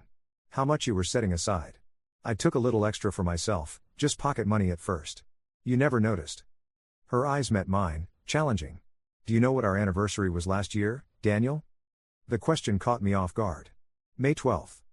And what did we do to celebrate? I thought back, trying to remember. We had dinner at Giovanni's. No, she said quietly. You were in Chicago for the Henderson presentation. You called and promised we'd celebrate the following weekend. Then the Mason project had an emergency, and you forgot. The memory returned in a rush of shame. She was right. I had forgotten. So you decided to punish me by stealing my money and running away with your lover? The bitterness in my voice surprised even me. No, she said, her voice breaking slightly. I decided to create an escape route. The affair with Rose. That came later. After I'd already started taking the money. You expect me to believe you were stealing from me before you were cheating on me? How does that make it better? It doesn't. Nothing makes this better, Daniel. She leaned forward. I'm not asking for forgiveness. I'm just trying to answer your question. Why? We sat in silence for a moment, the weight of 8 years of shared history, and hidden secrets, between us. I've accepted the plea deal, I said finally. Catherine's drawing up the paperwork. You'll pay back everything you took, and I'll support the reduced sentence recommendation. Relief flickered across her face. Thank you. I'm not doing it for you, I clarified. I'm doing it because I want this over as quickly as possible. I want my money back, and I want to move on with my life. She nodded, accepting this. I understand. The officer at the door stepped forward. 5 minutes remaining. I stood, suddenly eager to leave. I think we've said all that needs to be said. Daniel, Eliza said, stopping me as I turned to go. For what it's worth, I am sorry. Not just for getting caught, but for everything. You deserved better. I looked at the woman I'd shared my life with, the stranger I'd never really known, and found I had nothing left to say. With a nod to Foster, I left the room without looking back. The legal proceedings moved quickly after that. Eliza and Rose both accepted plea deals, agreeing to felony charges with reduced sentences in exchange for full cooperation. The offshore accounts were located and frozen, the process of recovering the stolen funds begun. Catherine proved worth every penny of her considerable fee, ensuring that the divorce settlement left me with the house, my business, and all marital assets except for a small amount Eliza had brought into the marriage. 3 days after my visit to the detention center, her lawyer delivered a handwritten letter. Daniel, I know words are meaningless at this point, but I need you to know that despite everything, I did love you. What I did was unforgivable. I betrayed your trust in the worst possible way, and I will live with that knowledge for the rest of my life. I've instructed Foster to expedite the return of all funds and to ensure the divorce proceeds as smoothly as possible. I want you to have the clean break you deserve. When I'm released, I won't contact you again. You have my word on that, for whatever it's still worth. Eliza, I read the letter once, then placed it in the folder where I was collecting all documents related to what I had come to think of simply as the incident. Clinical, detached, like a case study rather than my life. The firm weathered the storm better than I'd feared. Clients were understanding, colleagues supportive. The story made local business news but faded quickly, replaced by more sensational scandals. 6 weeks after Eliza's arrest, I sat in Catherine's office signing the final divorce papers. The process that normally took months or even years had been compressed into a matter of weeks, expedited by Eliza's complete cooperation. "All done," Catherine said, gathering the documents. "These will be filed today. You're officially divorced." I nodded, feeling oddly numb. "And the restitution?" "$212,000 has already been recovered," she reported. "The remaining funds should be released from the Cayman Islands account within the next 2 weeks. You'll have lost some to fees and exchange rates, but the majority will be returned." "Thank you," I said, standing and extending my hand. "For everything." She shook it firmly. "You're welcome. And Daniel? For what it's worth, I've seen hundreds of cases like yours. The ones who recover best are those who don't let betrayal define them." I considered her words on the drive home, wondering what it would mean for betrayal not to define me. 8 years of my life had been built on a foundation that turned out to be sand. How did one simply move past that? At a stoplight, I found myself studying the other drivers around me, ordinary people going about their ordinary days. How many of them were living with secrets? How many were one revelation away from having their lives upended? The light turned green, and I drove on. At home, I poured a glass of water and stood at the kitchen window, looking out at the yard Eliza and I had planned to landscape someday. Another project we'd never get to. My phone rang, Craig, checking in as he did every few days. "Just sign the divorce papers," I told him. "How do you feel?" he asked. I considered the question seriously. "Lighter, I think. Like I can finally start moving forward." "Good," he said. "That's good. Listen, a group of us are grabbing dinner at Morton's tonight. You should join us." My instinct was to decline, as I had every social invitation since Eliza's arrest. But something in me rebelled at the thought of another evening alone in this house. "Actually, that sounds great," I said. "What time?" I could hear the surprise and pleasure in his voice. 7. "I'll text you the details." After we hung up, I wandered through the house, seeing it with different eyes. Not as a crime scene or a reminder of betrayal, but as a space with potential. My space. A place I could reshape, redecorate, reclaim. In the study, the folder containing all the incident documents sat on my desk. I picked it up, weighing it in my hand, then placed it in the bottom drawer. Not forgotten, but no longer central. On Tuesday, Eliza and Rose would receive their formal sentences, likely 12 to 18 months in a minimum security facility, followed by probation. I had declined to attend the sentencing hearing. There was nothing more to be said, nothing more to be gained. Instead, I'd scheduled a meeting with a landscaping company to discuss designs for the backyard. It felt right, somehow, planning something new where nothing had grown before. The doorbell rang, startling me. I wasn't expecting anyone. When I opened it, Detective Rodriguez stood on my porch, his expression unreadable. "Mr. Mercer," he said. "Sorry to drop by unannounced. Do you have a minute?" I stepped aside to let him in, puzzled and slightly alarmed. "Is something wrong with the case?" No, he assured me, following me to the living room. "The case is proceeding exactly as expected. Both defendants will be sentenced Tuesday." Then? He reached into his jacket and pulled out a small envelope. "During our investigation, we found this in Ms. Adler's apartment. Given the nature of the case, it took some time to process all the evidence. This was flagged as personal, not case-related, but I thought you should have it." I took the envelope cautiously. My name was written on it in Eliza's familiar handwriting. "What is it?" I asked. "A letter, apparently written several months ago but never sent. Ms. Adler had it in her desk drawer." Rodriguez stood. "I should go. I just wanted to deliver this personally." After he left, I sat on the couch, turning the sealed envelope over in my hands. Part of me wanted to throw it away unopened. What more could Eliza possibly have to say that I needed to hear? But curiosity won out. I tore it open and unfolded the single sheet of paper inside. "Daniel, I'm writing this on our anniversary. You're in Chicago, and I'm sitting in our empty house wondering when exactly we became strangers to each other. I've made terrible mistakes, choices I can never take back. By the time you read this, if you ever do, it will be too late for us. I've been moving money for months. At first, I told myself it was insurance, a safety net. Then it became a way to hurt you, to take something from you the way I felt you'd taken parts of me through neglect. Now it's an exit strategy. I'm planning to leave soon. The worst part is, I'm not sure you'll even notice I'm gone, not really. When was the last time you truly saw me, Daniel? When was the last time we had a conversation that wasn't about schedules or bills or your projects? Rose says I should just go, that I don't owe you an explanation. Maybe she's right. But 8 years together should count for something, even if they ended in betrayal. I never sent this letter. I never had the courage. Or maybe I kept hoping something would change, that you'd somehow see what was happening before it was too late. But you didn't, and I didn't speak up, and now here we are. I'm sorry, though I know that means nothing now. Eliza. I reread the letter, emotions churning. Anger at her attempt to shift blame. Guilt at the kernel of truth in her words. Grief for what we'd lost, or perhaps had never truly had. The clock on the mantel chimed 6. In an hour, I was meeting Craig and the others for dinner. I had a life to reclaim, a future to build. I folded the letter and placed it in the drawer with the other documents. Then I went upstairs to shower and change. In the bathroom mirror, I studied my reflection. I looked different somehow, older, certainly, but also more present. More aware. Rodriguez's parting words came back to me, it gets easier. Not today, perhaps. Not completely. But as I straightened my tie and prepared to rejoin the world, I could believe that someday, it might. 3 months later, I stood in my newly landscaped backyard, admiring the stone path and young trees that would eventually provide shade for the patio area.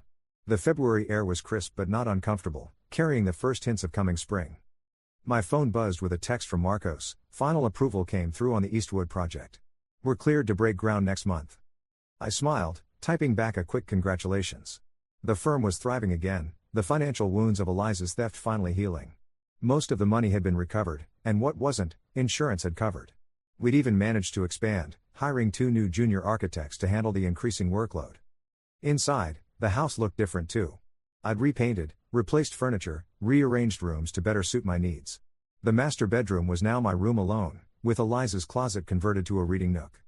The divorce was final, the criminal case closed with Eliza and Rose both serving their sentences in a minimum security facility upstate. I hadn't spoken to either of them since that day in the detention center. According to Catherine, who still checked in occasionally, Eliza had been a model inmate, working in the prison library and taking classes toward a business degree. I wished her well, in an abstract way. The white-hot anger had faded, leaving behind a dull ache that surfaced only occasionally now. A Tuesday meeting would slip my mind, and I'd think of her accusation about my forgetfulness. Or I'd work late and remember her complaints about my absence. But more often, I'd catch myself engaged in the present moment, really listening when a colleague spoke, noticing details I might have missed before, being fully where I was instead of mentally reviewing blueprint specifications. Perhaps that was the unexpected gift of betrayal. It had forced me to wake up, to pay attention, to value what remained. My phone rang again, Craig, confirming our plans to meet for drinks later. Still on for 7? He asked. Wouldn't miss it, I replied. Hey, is Julia bringing her friend? The one she mentioned last week? Laura? Yeah, she'll be there. Why? Interested? I hesitated. Maybe. It's been a long time since I've met someone new. Well, she's smart, funny, and from what I hear, recently divorced herself. You'll have plenty to talk about. After we hung up, I walked the perimeter of the yard once more, making mental notes about where to place outdoor lighting for summer evenings. The future stretched before me, uncertain but full of possibility. Inside, in the bottom drawer of my desk, the folder containing the documents of betrayal remained. I hadn't looked at it in weeks, had no reason to now that everything was resolved. But I kept it, a reminder not of what I'd lost, but of what I'd learned, to be present, to pay attention, to recognize the value of what was in front of me before it was gone. Maybe someday I'd throw it away, when its lessons had been so thoroughly absorbed they no longer needed reinforcement. For now, it served its purpose, like the stone path through my new garden, a way to move from what was to what could be. The late afternoon sun cast long shadows across the yard. I checked the time, 5:30 p.m. Time to get ready for the evening ahead, for new conversations, new connections, new beginnings. I went inside, closing the door on yesterday.